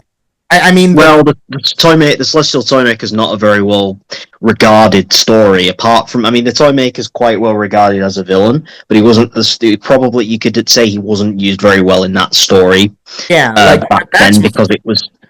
Is that just like the Toy Maker as a character didn't leave a big impression on me when I watched the Celestial Toy Maker? He just kind of Yeah. But like, Yeah, that's what I was trying to say. That you could make the same argument that they did manage to do a Toy Maker story quite successfully. yeah, you know what? I'll give you that, because like I don't like the giggle, but what it does do is take the Toy Maker and do interesting things with him. Yeah, it's a more effective use of the Toy Maker. Like, the whole thing about like the whole gimmick of Durrani, at least in her first appearance, is that she's a very amoral, apathetic scientist. She doesn't really care about morality or human life. She just wants to do her experiments and will basically kill people or cause, like, the whole thing about her causing Luddites to go crazy, which is obviously antithetical to science, but she's using them for as means to an end. That's her whole character. I do like the idea that she is using Conrad as a means to an end. She doesn't really give a shit about him. She's using him to get her goals. And I like the idea that she is experimenting with the Pantheon, this new being, as a means to an end. The problem is, her plan is fucking ridiculously overcomplicated. But the problem is that, plus, like, the Ronnie, I think, is a pretty well-defined character, and this episode seems to half get her character and half not. Because when we get to stuff like the dancing around and the, like laying out all the exposition, and all the ways in which it's like, oh, we're just doing the master again, where it's like, no, the Like, Ronnie basically was created to be an anti-master, and there are Yeah. individual, like, isolated moments where it seems like this story gets that, where it's like, if the master is like chaotic and like really like it again, like you said, Dan, it's the difference between like amoral and immoral, where Ronnie mm, is pragmatic and she's patient, but at the same time she likes to keep a tight schedule. She is much more about order and having things like compartmentalized. She hates chaos, she hates disorganization, and she, like, even more than, like, more openly than the master, she looks at humans as like a lesser species. So like the master is all like sadism. She's just like, why would I even care one way or the other? These are animals. And like and I, like her relationship with the Doctor is also reflected with how different it is to the Master when they literally have the Master in Mark of the Ronnie, because the Master is extremely obsessed with the Doctor, and what makes him fun is his very weird, fucked up dynamic with the Doctor and how he does a lot of shit to get back at the Doctor. The Ronnie doesn't give a fuck about him. yeah, the He Ronnie, doesn't like, care at all. that's like one of the lines, Mm. like, in amongst all of the like weird shit that they have her doing, is when she's like, we were never enemies, because like the Ronnie is like above thinking of herself and the Doctor as enemies or allies. Like the Doctor is at best a curiosity to her or a tool, and at worst like a thorn in her side. Like people shit on Time and the Ronnie a lot for, I think, some understandable reasons, but throughout that episode, or throughout that story rather, I love that the Ronnie at worst is just kind of really annoyed with the Doctor. Like even at the zenith of the Doctor getting in the way of her plans and Time and the Ronnie, she's like, ooh, I hate that guy. Like I'm gonna kill him, but like not in like a master way of like I'm gonna fucking destroy him. Just like in the way that you would somebody who gets on your nerves. Yeah. And like I think the moments where we tap into that, of where the Ronnie is like, she could see the Doctor as a collaborator. She could see him as like a thing to get rid of. It really doesn't matter to her. She's not invested in the drama of it. That I all is see. great. But then when Yeah. you have her dancing around and doing all the theatrics, like the Ronnie is the opposite of theatrical. Like she should not be doing all of these things to like peacock at the Doctor basically and be like, ha ha ha. Well, no, Like, that's not her character. like most Mm. of I her think the stuff part is of the character they get correct is the what you said about using humans as sort of like not caring that she's using humans as an experimentation to for her grand plan to bring Omega back. I think they do get that aspect of the character right. The problem is, as we've already laid out, that the plan makes no sense. So it almost feels like it's juggling too much. If I want to go back to Wishful just for a minute, I will say um, I think Nick was correct about the fact that it doesn't really have time to delve too much into how the characters are reacting to this world or how certain aspects of the world are evolved around certain characters. I do like that they try to build this whole thing about you can't say this thing or everyone will instantly sort of turn on you. It yeah. sort of almost feels like this oppressive sort of dictatorship, which I think is what the type of society that was wished into existence, which is it's an interesting concept actually, and I think it is effective for Yeah. the while it sticks with that, but when it gets to the whole stuff with the Rani, um, this being part of the Rani's grand plan, which makes no sense, bringing Omega back, and then on top of that, all the stuff with Poppy. I do think this is my overall thought. I do think it just sort of falls in on itself, with trying to almost like it was almost written as it went along, like digging itself out of a hole. Um, and yeah, I think the Rani's character does. It suffers from that, but it also,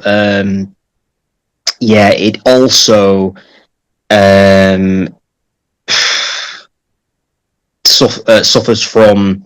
Yeah, it just. I think the main issue is it tries to juggle too much, and a big thing about that as well is involving Belinda and Ruby both in the same story. So the most baffling thing is here. I mean, it's sort of Belinda's story in the way that she ends up as a mum at the end, which we'll get into in a bit because that was just that's insane. But it's certainly not Belinda's story in the way that she gets to do anything. Yeah, that's the point I was going to make because Ruby is the one, the companion from last series, not this series, who is the one who is walking around remembering everything and trying to convince other people to fight back, which is what you'd expect from the main companion, right?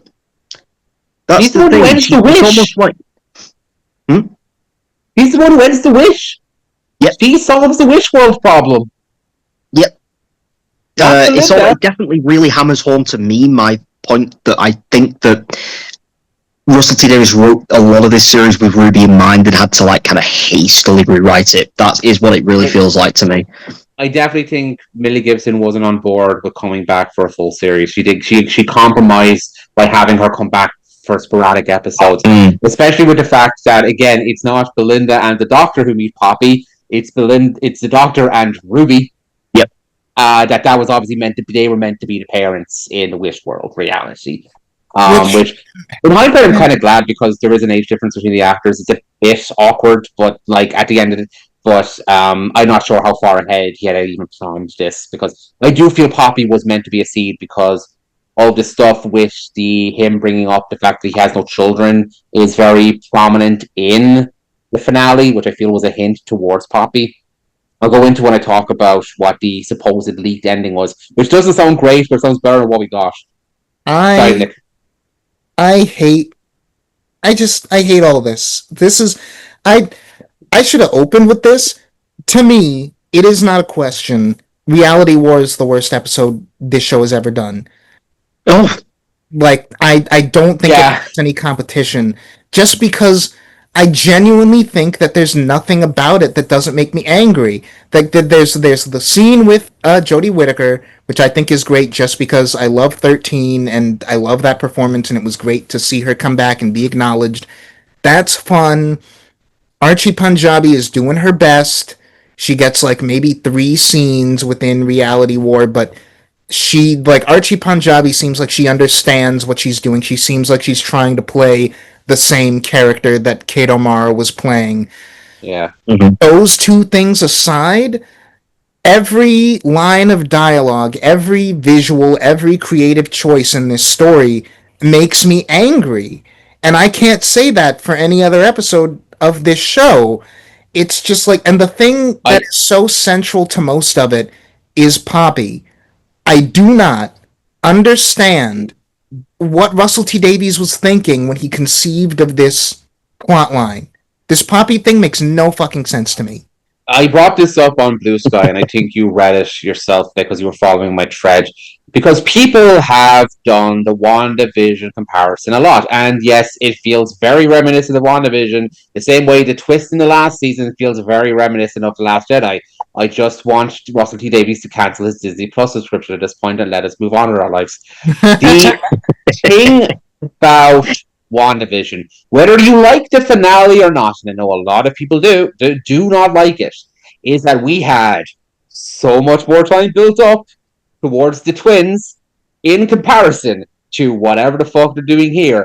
And Wanda being a parent is not a random subplot in a finale of the episode. It is the linchpin of the entire series. It's about her wanting a life with Vision after he died. That is the entire premise of the show. So when she does something very morally questionable, like try to keep the hex up to keep them alive, almost immediately she doesn't keep it up because it will cost these people their freedom. We don't see that in the Reality War because I've made this point when oh god, I'm blanking on the name, the wheelchair user. Shirley, Jesus. Anyway, when Shirley says we can't keep Conrad's wish up Belinda almost fucking attacks her. When I'm like, fuck you and your imaginary kids. The disabled people cannot be living as second-class fucking citizens anymore, so you can keep your imaginary spog. Go fuck yourself. And like we jeez, I'm just the episode is so desperate. It's not even just that it makes me mad, it's that it reeks of desperation. It's like Russell can tell that he didn't earn the audience caring or giving one iota of a shit about this kid. And so he has to like pull out every shorthand stop he can think of to make us care about Poppy because like oh, every child is a miracle, or oh, it's the doctor's daughter, like that's something really special, or oh, like that she's special because like she could only exist because of this wish, and it's like, man, you can't hinge everyone's narrative investment in this story on this one kid because again, the issue is it could have been so easy to just say like Omega's gonna destroy the world, but before we even bring Omega out, we have the Ronnie clarify like I'll get Omega, I'll use his DNA to rebuild the Time Lords, and then I'll fuck off and Earth doesn't have to even see or hear from me again. Like she does not care. Like Earth is nothing to her. She'll just leave and they'll be fine and who gives a shit. So the only thing at stake for the doctor or Belinda or anyone is the life of this one kid. And I'm like, yes, everybody's life matters. And in theory, I respect the fact that the doctor is going this hard to save one life. But this is where the stupidness of the Ronnie's plan makes it so dumb because, like, ooh, listen.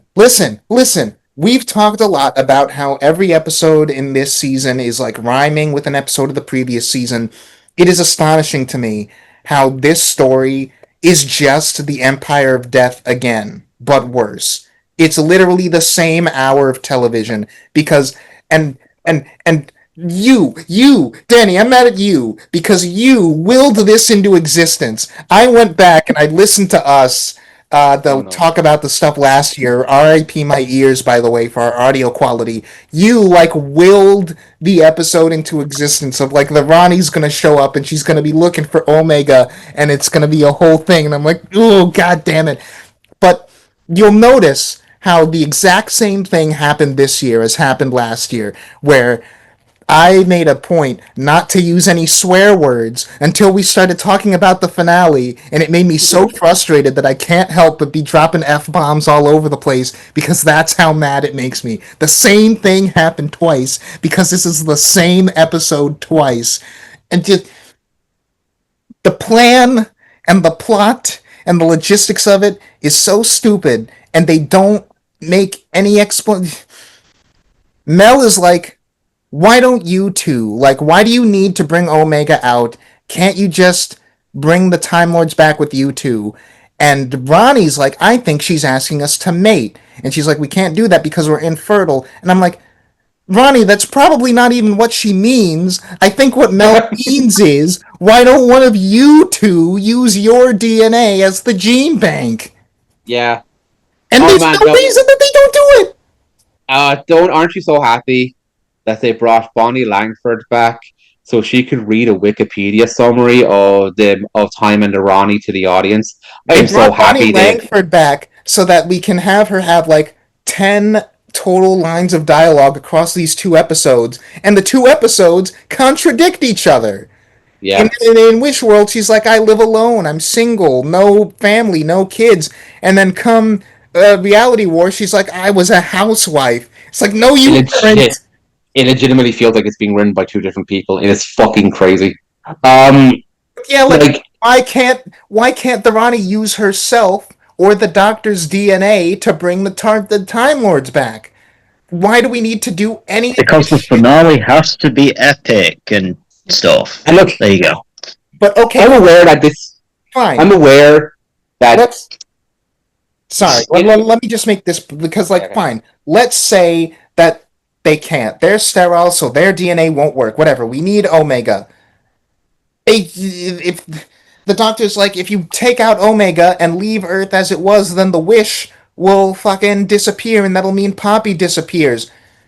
Why don't you just take the baby then and make the wish that I wish Poppy could survive, the wish being there, like, I wish Poppy was real, whatever real means, and then let Dani take Omega and leave. There's an implication that removing the baby's abilities will reverse the wish on Poppy if they make it, but it's so fucking half baked, it doesn't really make a lot of sense.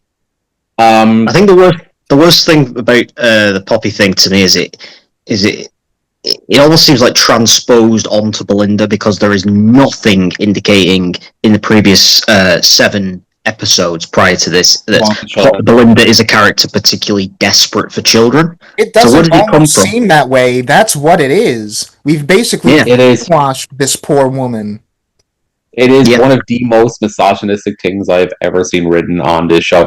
And if she had been set up as wanting children, that would have been perfectly fine. If you wanted a family, that would have been perfectly fine. I have no issue with that. It's the fact that by default, a woman becoming a mother is her happy ending by force is so layered with misogynistic bullshit. I cannot believe no one picked up on this when they were writing it.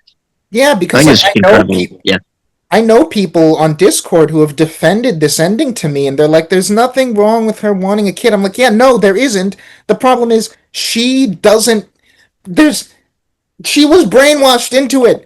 Like, her enthusiasm for this fucking baby is not her consent. Yeah, it comes from a virtual world created by a fascist sympathizer. That's the strangest part of it. And again, it all comes to like the way that we sort of try to soften or justify or like sympathize with Conrad at the end. It's like, again, every single creative choice just makes me angry. I don't think Conrad should have been in this story. I think, like, it's not even really well earned, because he's the one who's created this whole world to start with. I mean, without his really horrible beliefs, this world wouldn't even really exist. Like, Rani wouldn't have like a subject for this whole thing. And it's like, I feel like I'm repeating myself, but like, I try so hard when I'm being critical of something to not just say this premise is dumb, you shouldn't have done it, because even if I think that's true, like, I believe that anything can work, you just have to make it work. Like, there is no premise, there is no idea on paper that's so dumb that it can't be made compelling with a decent execution. But when I come to, like, this, or The Empire of Death, I can't help that, like, so much of my feelings toward it are just, I don't understand why you decided to do this premise. I don't see any of the merits in making these creative decisions. Execution be damned, why is this what we decided to do? Why did we do the baby? Why did we bring Conrad back? Why any of this? I don't understand. I think it goes back to my point, is if they had just stuck with one idea throughout these 2 episodes, I think it would have worked better. I think I do actually really like the alternative reality premise, sort of dreamt up by someone who wants people to stay in their lane and such and such. But the way it's all executed as being part of the Rani's plan, and then they add subplot after subplot after subplot on top of it, none of it ends up working really well together. And also, this leads me on to, where is Susan? She came back in the Interstellar Song Contest and was never seen again. This is what I'm talking about. This is why it was appropriate that we ended Joy to the World with Bethlehem, because so much of my thoughts right now are just, Jesus Christ. Like, why? Okay. I cannot believe I am giving credit to Empire of Death, which is not a very good story at all. It was my least favorite story of all time before this one came out. Yeah. But I will say, I don't think Sutek was that in character from when Pyramids of Mars, which is interesting because it's his second ever fucking appearance on the show. But he at least had a character. He had some semblance of some personality compared, and like the whole thing with the Susan twist is not a very effective subplot, and her appearing everywhere is grand, but it was at least a story because the Doctor started noticing that was appearing everywhere, so it had some semblance of an arc compared to the Ronnie thing, where she just showed up at the end of every episode, went, "Hi, I'm important," and then fucked off. And that was meant to be the plot. And we have like some token, not at all meaningful, not at all like relevant explanation for why Mrs. Flood was neighbors to both Ruby and Belinda. Yeah. It's like gathering information on them for some fucking reason. I don't know. So Well, now we also have to explain why she was in 1950s America then as well, and the Wait a second. Eurovision. Wait a second. Hang on. She has a time band thing. I don't actually care about that. Okay, the time is that. Why did we? Because you said this in your thread, right? Like, why don't we let? Why don't we just let the Ronnie have a TARDIS? Like, No, yeah, the RTD is allergic to any fucking Time Lord outside of the Doctor having a TARDIS. I don't know why. It is very confusing. But my best guess is if she had a TARDIS, that means she also has the Vindicators. And for plot purposes, she needs the Doctor to put them down. So that's probably why she doesn't have her own TARDIS. That's my only fucking guess. I have a headache today, and thinking about this episode is not helping. The Vindicator, which he pull out and use as a fucking machine gun on Omega at the last second. So, there is a recurring thing about Russell where, outside of maybe the bigger villains, he has a problem writing classic cool villains when he brings them back. I call it the Makra problem. And it's one of those things where the thing about Omega is this isn't Omega. He acts nothing like the embittered, high, haughty-taughty, of incredibly emotionally volatile being who has a very understandable chip on his shoulder. It's not said in the Three Doctors, but it's implied more in Enlightenment that he was like fucked over by his people, and that's why he got trapped in the negative, what's it called, the antimatter world. The undervert, the under, whatever. Who gives a shit? Yeah. That's so like he comes, and again, it's like, okay, fair enough. These stories are like what, like Enlightenment came out like what, 82, 83, 80, around that time. Yeah, it's 83 because it was part of the 20-year anniversary. So it's been a long time since that episode came out. So fair enough, you want to make some adjustments, that's fine, whatever. Problem isn't that, it's the fact that you made him boring. Like, he is so much fun in the Three Doctors. Three Doctors is a great story. And a lot of it is the fact that Omega is a very fun villain. He's a very interesting villain. He's a very campy theatrical villain. He's actually very entertaining, and he's a way more interesting design. You bring him back and turn him into this big brouhaha, and he's dead within 5 minutes. Why the fuck did you bring him back to begin with? Also, like, I just hate the idea that, like, he was trapped by the Time Lords, where the whole thing with it being an accident is a little more interesting. But that I could get over that if Omega was more interesting, but he isn't. I think this is the second time they've brought Omega back and made him less interesting. They brought him back in Arc of Infinity, and he was pretty boring in that as well. But this was worse. This was worse. Yeah, this is worse than Arc of Infinity by far, and I don't think Arc of Infinity is a great story either. I do recommend listening to the Omega Big Finish audio drama. Easily the best use of the character, and it has probably the best twist of any Doctor Who story I've ever fucking come across. It's great. Omega's a great story.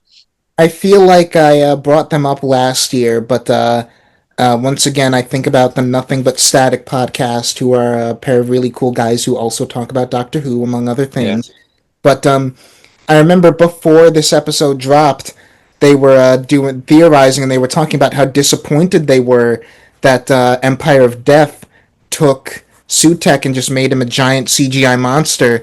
And if we get to the reality war and Omega is just a giant CGI monster, then I think we should be done with this show. Oh no.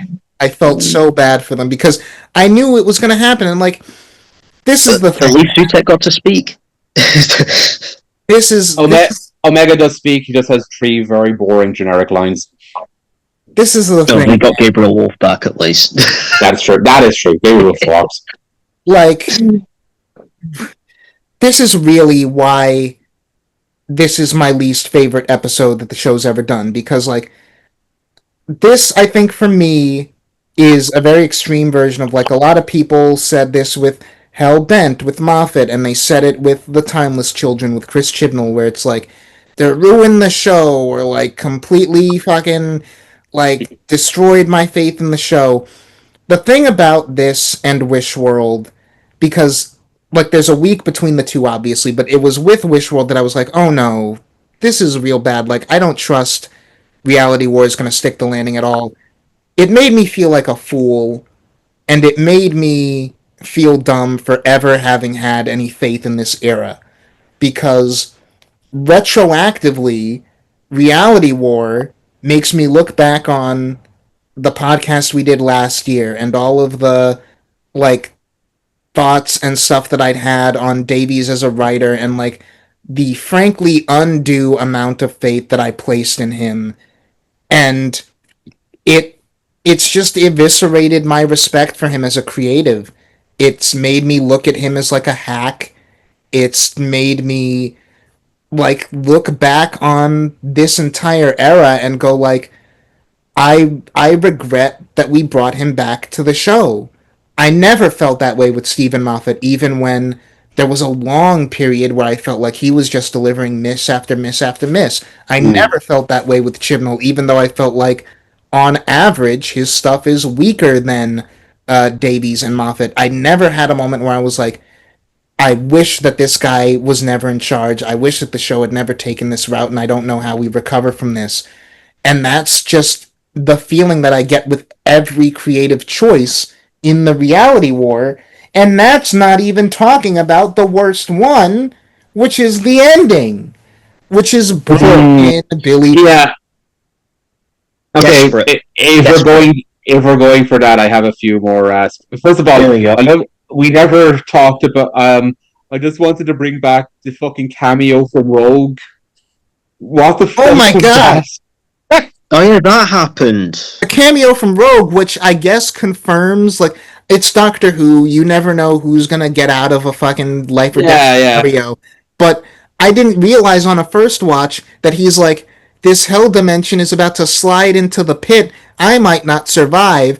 I'm like, is that how we're writing out Rogue from this show? Like we're I'm gonna say guessing that if he He died goes after back giving in us time. this He goes message? back in time and becomes King George the Third. There you go. But I like, don't. Yeah, I don't think they're. If basically if they have, if especially with Shushi gone now, I don't know if they will want to bring him back with another Doctor. there's And just something so morbid about that. Like, there's something really dark and kind of unintentionally al- mean about that. also, did the Ronnie let him contact the Doctor because she needed him to doubt? It's so fucking confusing and bad and underexplained. It also the green screen looks really weird. I hate it. I hate, like, you name something about this story and I hate it. I hate the way that Rogue Yeah. is used. I hate the way that Unit is used. I hate the way that Thorani is ultimately used. Oh, I hate again, Omega. I hate the Doctor's characterization. I hate Poppy. I hate what we do with Belinda. Just hate, hate, hate, hate, hate. There's yeah. nothing about this episode except for the 13th Doctor that I like. I liked the return of when there's tears from were those tears there's hope, is that it? The music from The Doctor Falls. That was yeah. I mean, that was about it. Even if it didn't actually fit the scene in any way. I just wanted, yeah. I shit, what I was going to say. Give me a second. Sorry, that's Doctor Poppy. Right, like there's this whole thing of like, there's always even with stuff I was like, oh, that's kind of like I like that. It always is offset by something incredibly stupid. I liked seeing Anisha again. It's a shame it undermines the cliffhanger in a really dumb way. Also, she spends most of it holding a door up. That's her character from as soon as they get to Unit. Oh, that was it. Yeah, episode in Lucky Day. Unit is good. Why are people so suspicious of it? Episode 8. Yeah, we ship our fucking employees. Also, is Anita pregnant because her actress got pregnant? Or is that... I don't know. I think that's what people were saying. That like, yeah, the actress is probably pregnant. I have no idea if that was. I don't know if that's been confirmed or not.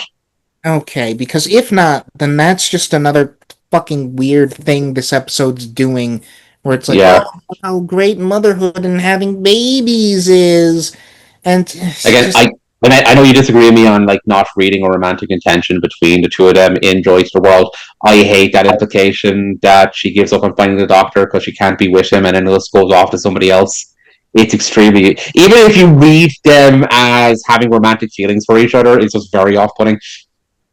I just hate the way that that scene is executed, because Yeah. like she sees him and Oh, Rose dancing, she has no context. She has none oh, of the context that the audience and has for that being like this big sweeping that, romantic moment, quote unquote. that's another thing. Using the time hotel in a fun way of exploring past doctors, that's really fun, and that's something I thought in Joy to the World they could have used. And And then this we have them see a Dalek, and Ncuti Gatwa never fought the Daleks. the one Dalek the one instance of the Daleks in this whole era, Shooty's era, and he's not even on screen with them. And the director specifically wanted them to bring a Dalek casing out of storage to shoot that. And no one thought of putting in Ncuti into the scene. You could have had it be so dangerous that she couldn't go over to talk to him. It's better than nothing. Oh my god, man. I just I like Jodie's appearance in this. I think I mentioned this a lot. I like that 15 is the only doctor who gets on with all the incarnations he has interacted with so far. It's very refreshing and it's very true. It feels true to what his character is supposed to be. It's mostly there because they clearly needed someone to bounce exposition off the doctor in a quick way to set up Shooties and Generation, and they were just like, let's see if one of the previous actors is available. It's very tacked on, but it's effective. I like the playing on. I like the way they play off each other. yeah, but like, man, we got to talk about the fucking Billy Piper of it all, because that to me is really, it's like Yeah, saying that I it's the just nail in the coffin is like, it's one of those phrases that I don't like to use because it's so yeah. definitive and final. And like, I'm never going to stop being a Doctor Who fan. Like, I obviously, I'm always going to be a little enthusiastic about this show. But that decision is the one where I'm like, I'm done. I'm waiting until Russell T Davies is gone from this show before I ever get I truly enthused about it again. I will get back to Billy Piper. I just feel like this should be the last thing we talk about alongside this show's future. I just have a lot more bullshit I need to get off my chest. Sorry, Nick. Fair enough. Okay, so I've complained about this a million times, so might as well put it on fucking record. I fucking hate what they do with Conrad, because in the same episode they have him literally erase trans people from existence, and then say your world is so nice, Oh and my justify it by giving him god. a happy ending. Go fuck yourself, Russell. Go fuck yourself. I don't even It's think what he's completely saying unearned. here. I don't say what he's saying here is intentional. I just don't understand what he was trying to get across. Like, just don't put Rose in the episode. Okay, you know what I think is maybe the idea is we're Okay. trying to tie it into the story and the engine thing of like hurt people hurt people.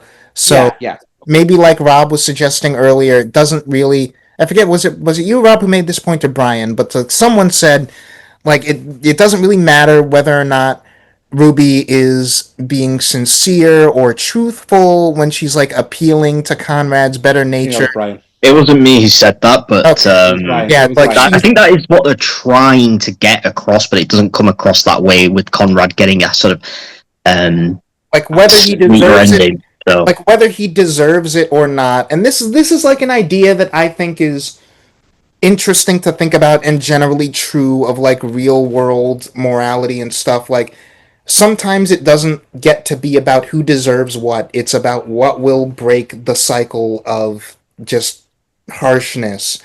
And so whether or not Conrad deserves a happy ending is ultimately secondary to will giving him some kindness and happiness make things better for everything else.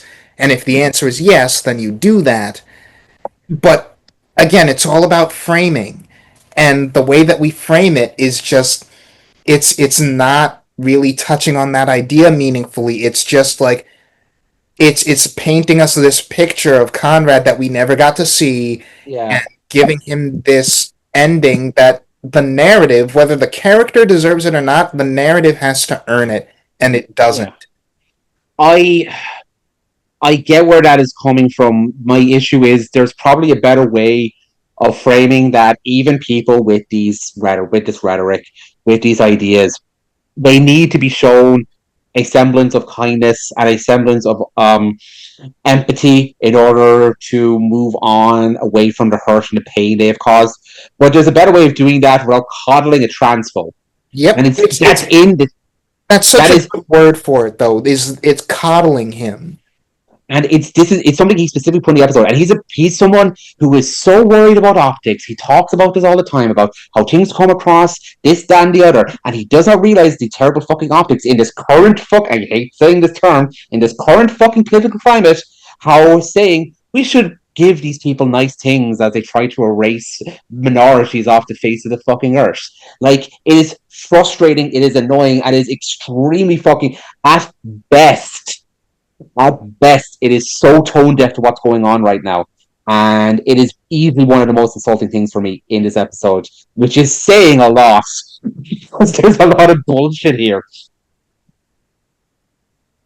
Ow. Anyways, I made that heavy. No, meant, yep, keep going. No lies to I I like the scene with the code. I mentioned that on Blue Sky as well. It's one of the only effective things. It's well paced. It's extremely emotionally cathartic because it's not hinging this child's life on the fate of reality. Her disappearing here is actually kind of sad, and the coat all over the place is really good. It's one of the only really effective scenes, well written scenes in this entire fucking shit show.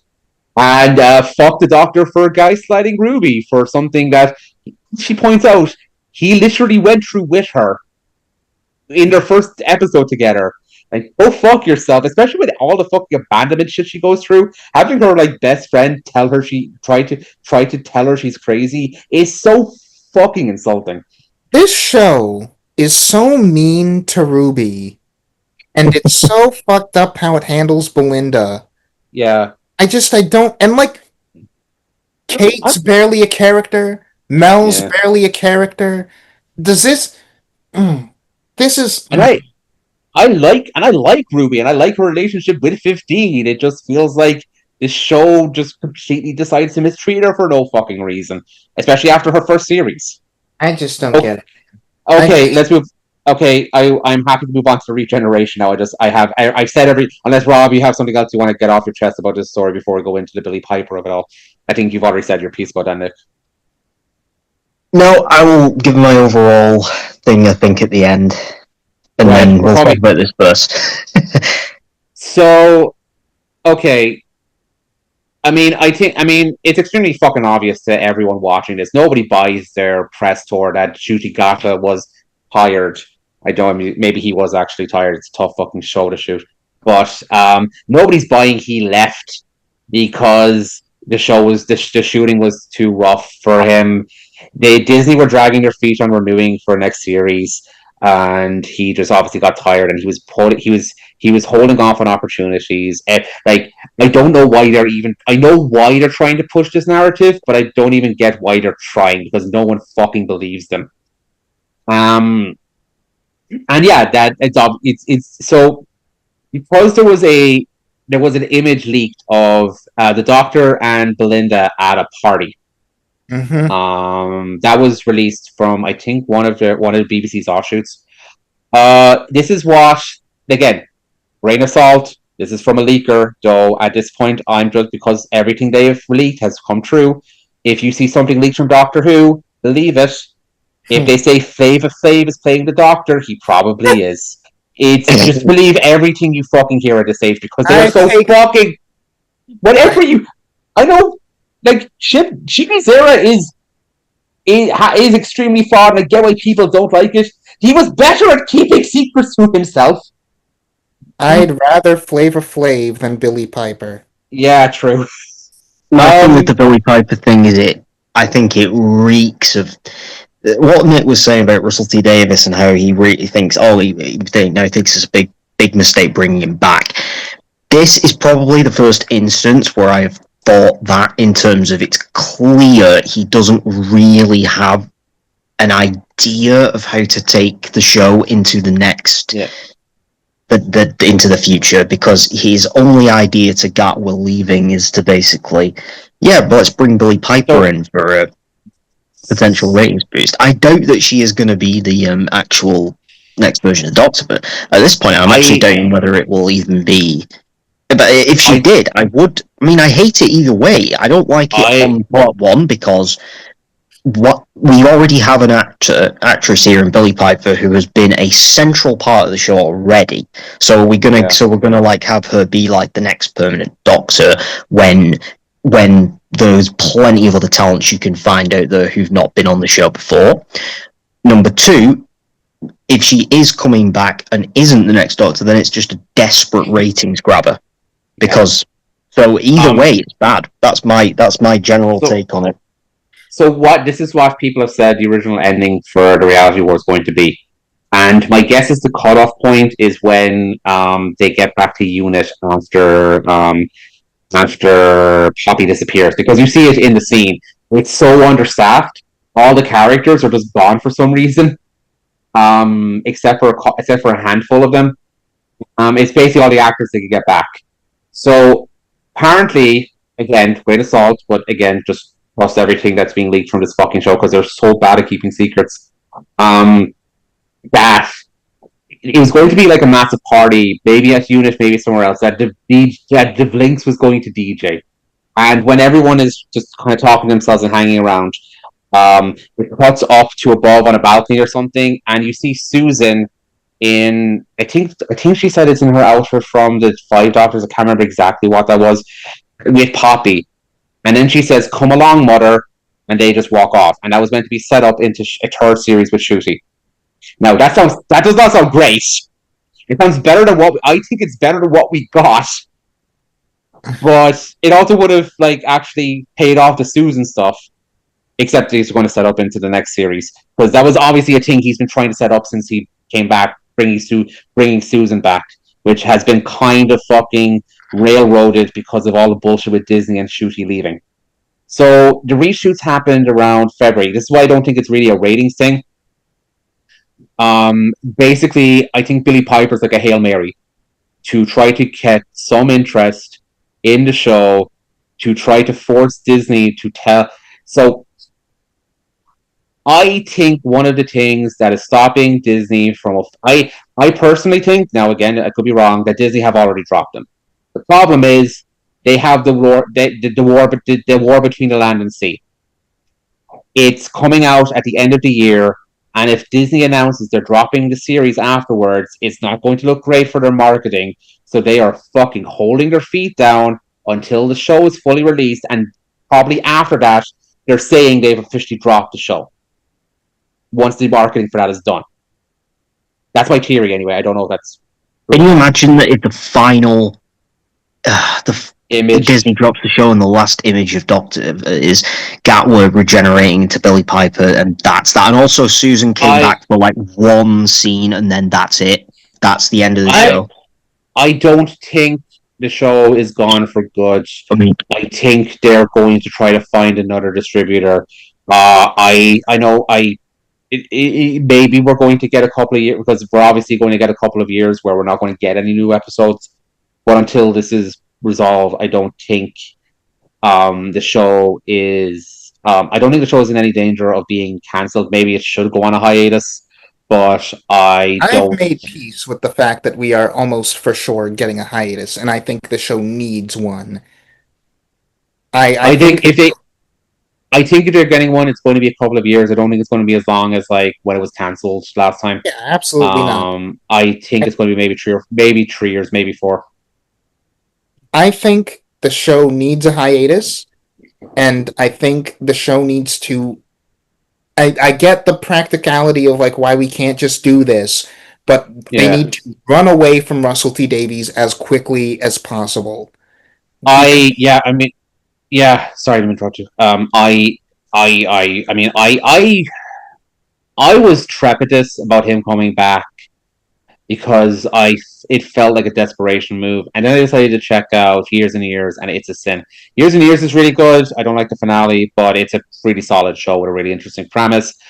It's a Sin is one of the best things he's ever written. It is a fucking fantastic show, and it got me excited to see what he might have up his sleeve now that he's back, now that he's been gone for so long. And what he had up his sleeve was more or less the same, with some interesting episodes. I think there's some really good episodes this series. I don't want to be one of those people who just completely fucking writes off this stuff because they don't like the fucking finale. There's been some good stuff here, but I feel like he doesn't have he doesn't have an overall like hunger and passion to prove himself, so he's just kind of throwing whatever the fuck he wants on the wall, regardless of whether people like it or not. And I don't think that's the right vibe that this show really needs right now. Somebody who's just complacent. I really want somebody who's more passionate about doing something interesting with this show, especially as like people came off Chibnall's era feeling it was very flash and very unmotivated in the storytelling it was given.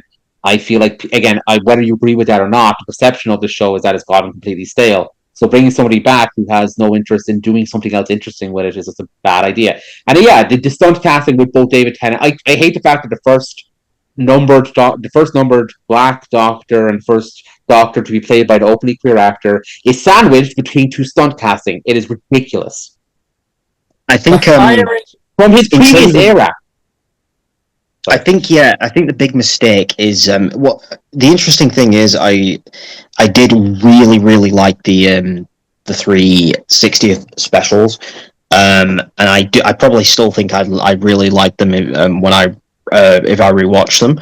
But I think the big crucial mistake they made, which I think really sort of got this whole era down off to like and the show's future onto a death spiral right from the start, which probably wasn't obvious at the time, was not giving your new Doctor an introduction story, basically just chucking him in as like, oh, he's just come in, there you go, David Tennant, now we've got a new companion to introduce. So the audience doesn't get any time really to get attached to this new Doctor or know what he's all about. And I think Russell really failed, unfortunately, at developing the character in ways that grab people, or developing interesting arcs that grab people. I think this has been an era for me where I've appreciated a lot of the individual stories, but when judged as a whole, it hasn't held together very well or promised much of a real vision for the future of the show.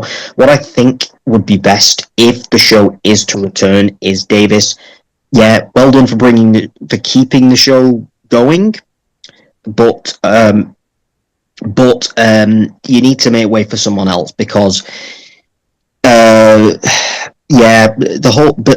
failed at like bringing back people to watch the show, which I think has been a crucial thing. There's been no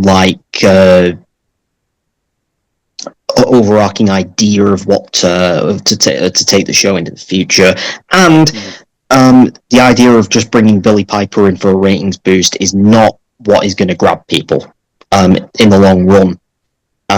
So yeah, if it is cancelled, I think he will have to make way for someone who, is more, as Dan said, is going to be a bit more passionate. I'm not going to be scathing towards him because I think, as I said, I think there's been quite a few strong episodes. I have actually enjoyed the bulk of this era, I will say, but yeah, I think this episode does really raise a lot of question marks about where the show's going in the future. The behind the scenes issues and the lack of clear planning, and now Disney sort of jumping in to seemingly put the show on a long break. Yeah, it doesn't bode well. And hopefully, if the show does come back, we need some fresh blood, I have to say. Behind the scenes issues aside, Disney aside, ratings aside, the hiring of Billy Piper for this role is not the decision that someone makes if they believe that this show has a future.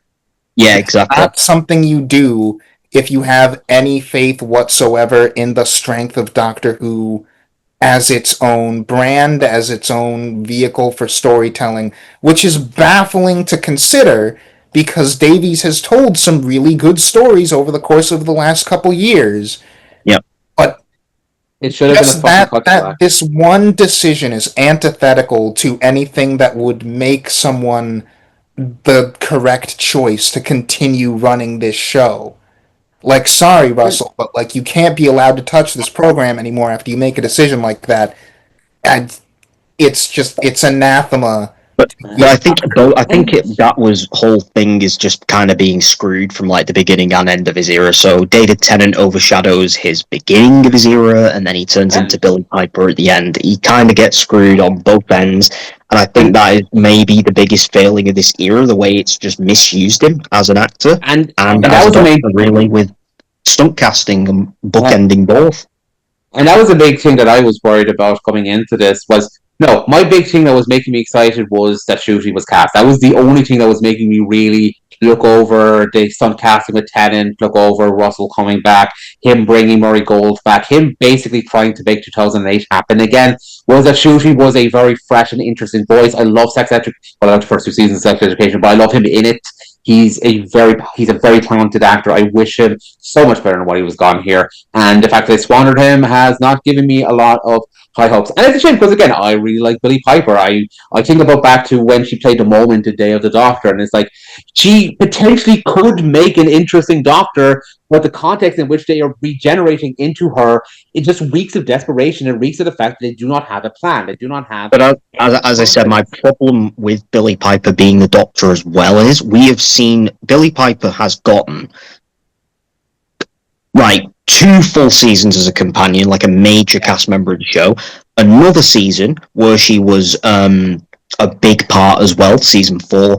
She was in the 50th anniversary. She does not need to be the Doctor. They should find somebody else. It's basically taking away an opportunity from a really talented actor who could take on this role. If you're just going back and casting Billie Piper again, if she does, and it's a big if she does end up actually being the next Doctor.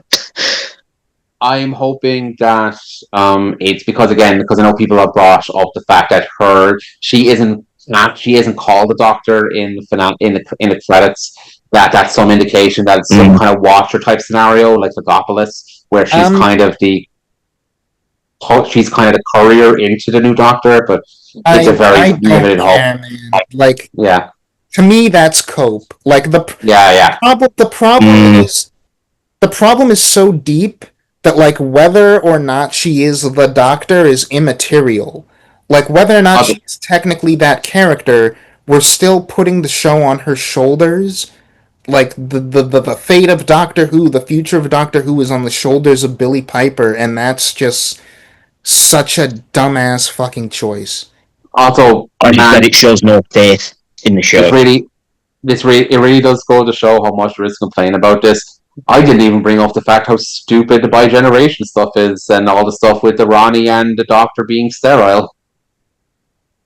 The bi-generation, I think, would have been fine if used once, because I think they established in the Giggle it was a very, very, very rare event. But then they have literally gone and done it again, literally like the next season. So it kind of like almost says, oh, this is a very common thing, actually. Also, I'm glad they gave some explanation to how the Master destroyed the Time Lords, because that really fucking pissed me off in the Chibnall era. But also, it doesn't make a hell of a lot of sense. Like, how did the Doctor survive when she didn't? Because Ronnie had to change her DNA. How did she survive if she didn't know that they were being killed? If the Master left her out, how did she become sterile? The bi-generation explanation that they're trying to recreate the population, the Life Finds a Way, Jurassic Park bullshit, completely goes against what the Giggle was setting up. Like, it's so fucking dumb, man. Yeah, it's so bad. I'm tired. I think I feel your energy levels have fucking dropped, so I think we should wrap this. Talking about this episode and thinking about this episode just depresses me. I didn't tell you guys, I managed to rewatch this whole season in preparation for this podcast until I hit the reality war, where I just had to like stop a third of the way through, and I'm like, no, like nothing about this works. I'm not devoting any more of my time to this. Like just being reminded of this episode's existence fucking drains me. This show is not in a good place, and I can only hope that one day we will come back Davies free, Piper free, and we will just pretend that this shit did not happen. Anyway, overall, series 2 was very good. To yeah, so to conclude with my thoughts on the story and the series, yeah, I think I'm not as scathing on this finale, more so because I liked part one. I think part one was pretty good because I think it focused more on that singular concept, which I did like, and then part two, everything the whole house of cards crumbled and fell on top of each other. Not my least favorite finale, but it was an absolute mess, which has left the show very much in doubt over its own future, and it will not be looked back on very positively if it is in fact the last episode of Doctor Who. That's a That's devastating thought. Um, That's my big thing. I do want Susan to be reunited with the Doctor, and Carol Ann Ford, God bless her, lovely woman. She's getting on in age. And if we don't get a reunion of her on screen with the Doctor because of a fucking weird contract negotiation dispute or whatever, I'm going to burn Disneyland to the fucking ground. This is a joke. Don't take this seriously. This is a joke. Okay. No, there is. Again, I'm someone who really liked the last series. As bad as the finale was, I think it was overall very solid. I didn't think this series was as solid, especially because I didn't like the Doctor companion dynamic as much. I think the episodes are overall weaker, but there still was a lot of very strong things. The problem is it's becoming more clear that whatever good comes out of this is more a fluke and a random happenstance than an overall solid plan, because everything Russell seems to have planned for major arcs that he's clearly trying to continue over multiple series is distracting and dumb, and I don't really think it's areas he should really be going into, especially he's hinting a lot that we're going to see the Doctor's children, and whatever the fuck the boss is, which that was he's basically doing what the show was basically going to do if it wasn't cancelled in 1989 with the Cartmel Master Plan. No, Anyway. and it. Yes, yeah. I'll try to sum up what I was saying. It feels a lot like he's just doing. I hate using this term because fan fiction can be very fun and very creative and very freeing, but it honestly feels like he is taking the show and writing it in whatever fucking direction he wants. He's completely lost the inhibitions he had when he first came back, that he had to make the show popular, so he didn't go out of his way to do bullshit he wants. And he could be a very hit or miss writer even in his first era, but compared to now, where he seems a lot more off the leash and have more creative freedom, he has completely fucking run this into the fucking ground. I think a lot of that is why Disney are not renewing this, and whatever fucking the future of the series holds, I don't want Russell around anymore, whether he comes, and I really hope the stuff with Billy Piper is just resolved extremely quickly as special or something, because maybe play around with her as a Doctor a bit and then just regenerate her like really quickly. I hope that a lot of this, I don't know, there's stuff that's really good here. I don't think this is a complete wash, but this episode, this two-parter, especially this last episode, has just left me extremely fucking tired and extremely fucking concerned about whatever direction the series is. The fact that we still don't know if we're getting another series is extremely worrying. We haven't been in this precarious situation as a fandom since the 80s, so it's not great. If I'm judging if I'm going to sum up my overall thoughts on this era, I will say I've been a lot more positive on this era than many other people. It feels like I liked both of the last two seasons.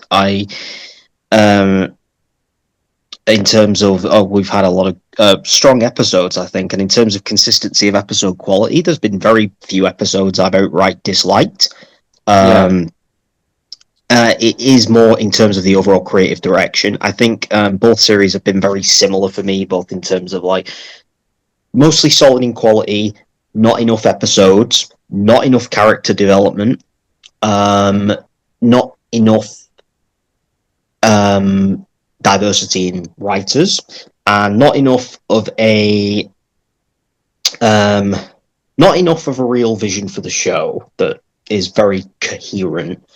In terms of the characters, I think Ruby has probably been the best developed one over the course of the couple seasons. I think she's been great. I think Millie Gibson's great. I think Nkushi and Verada are both great actors, but they have been his name. It's Nshuti. Oh, sorry. I think I'm very tired. Ncuti and Verada Situ are both very great actors who I think have been underserved by a lack of real development in comparison. Yeah,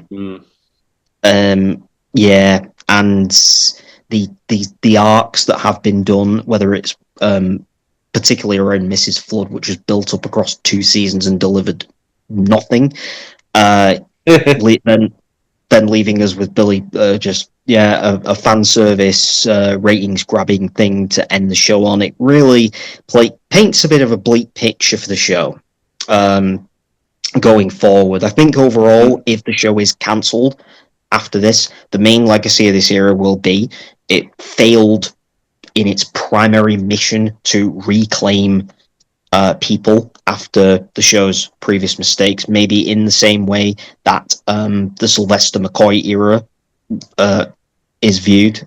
I mean, though that actually had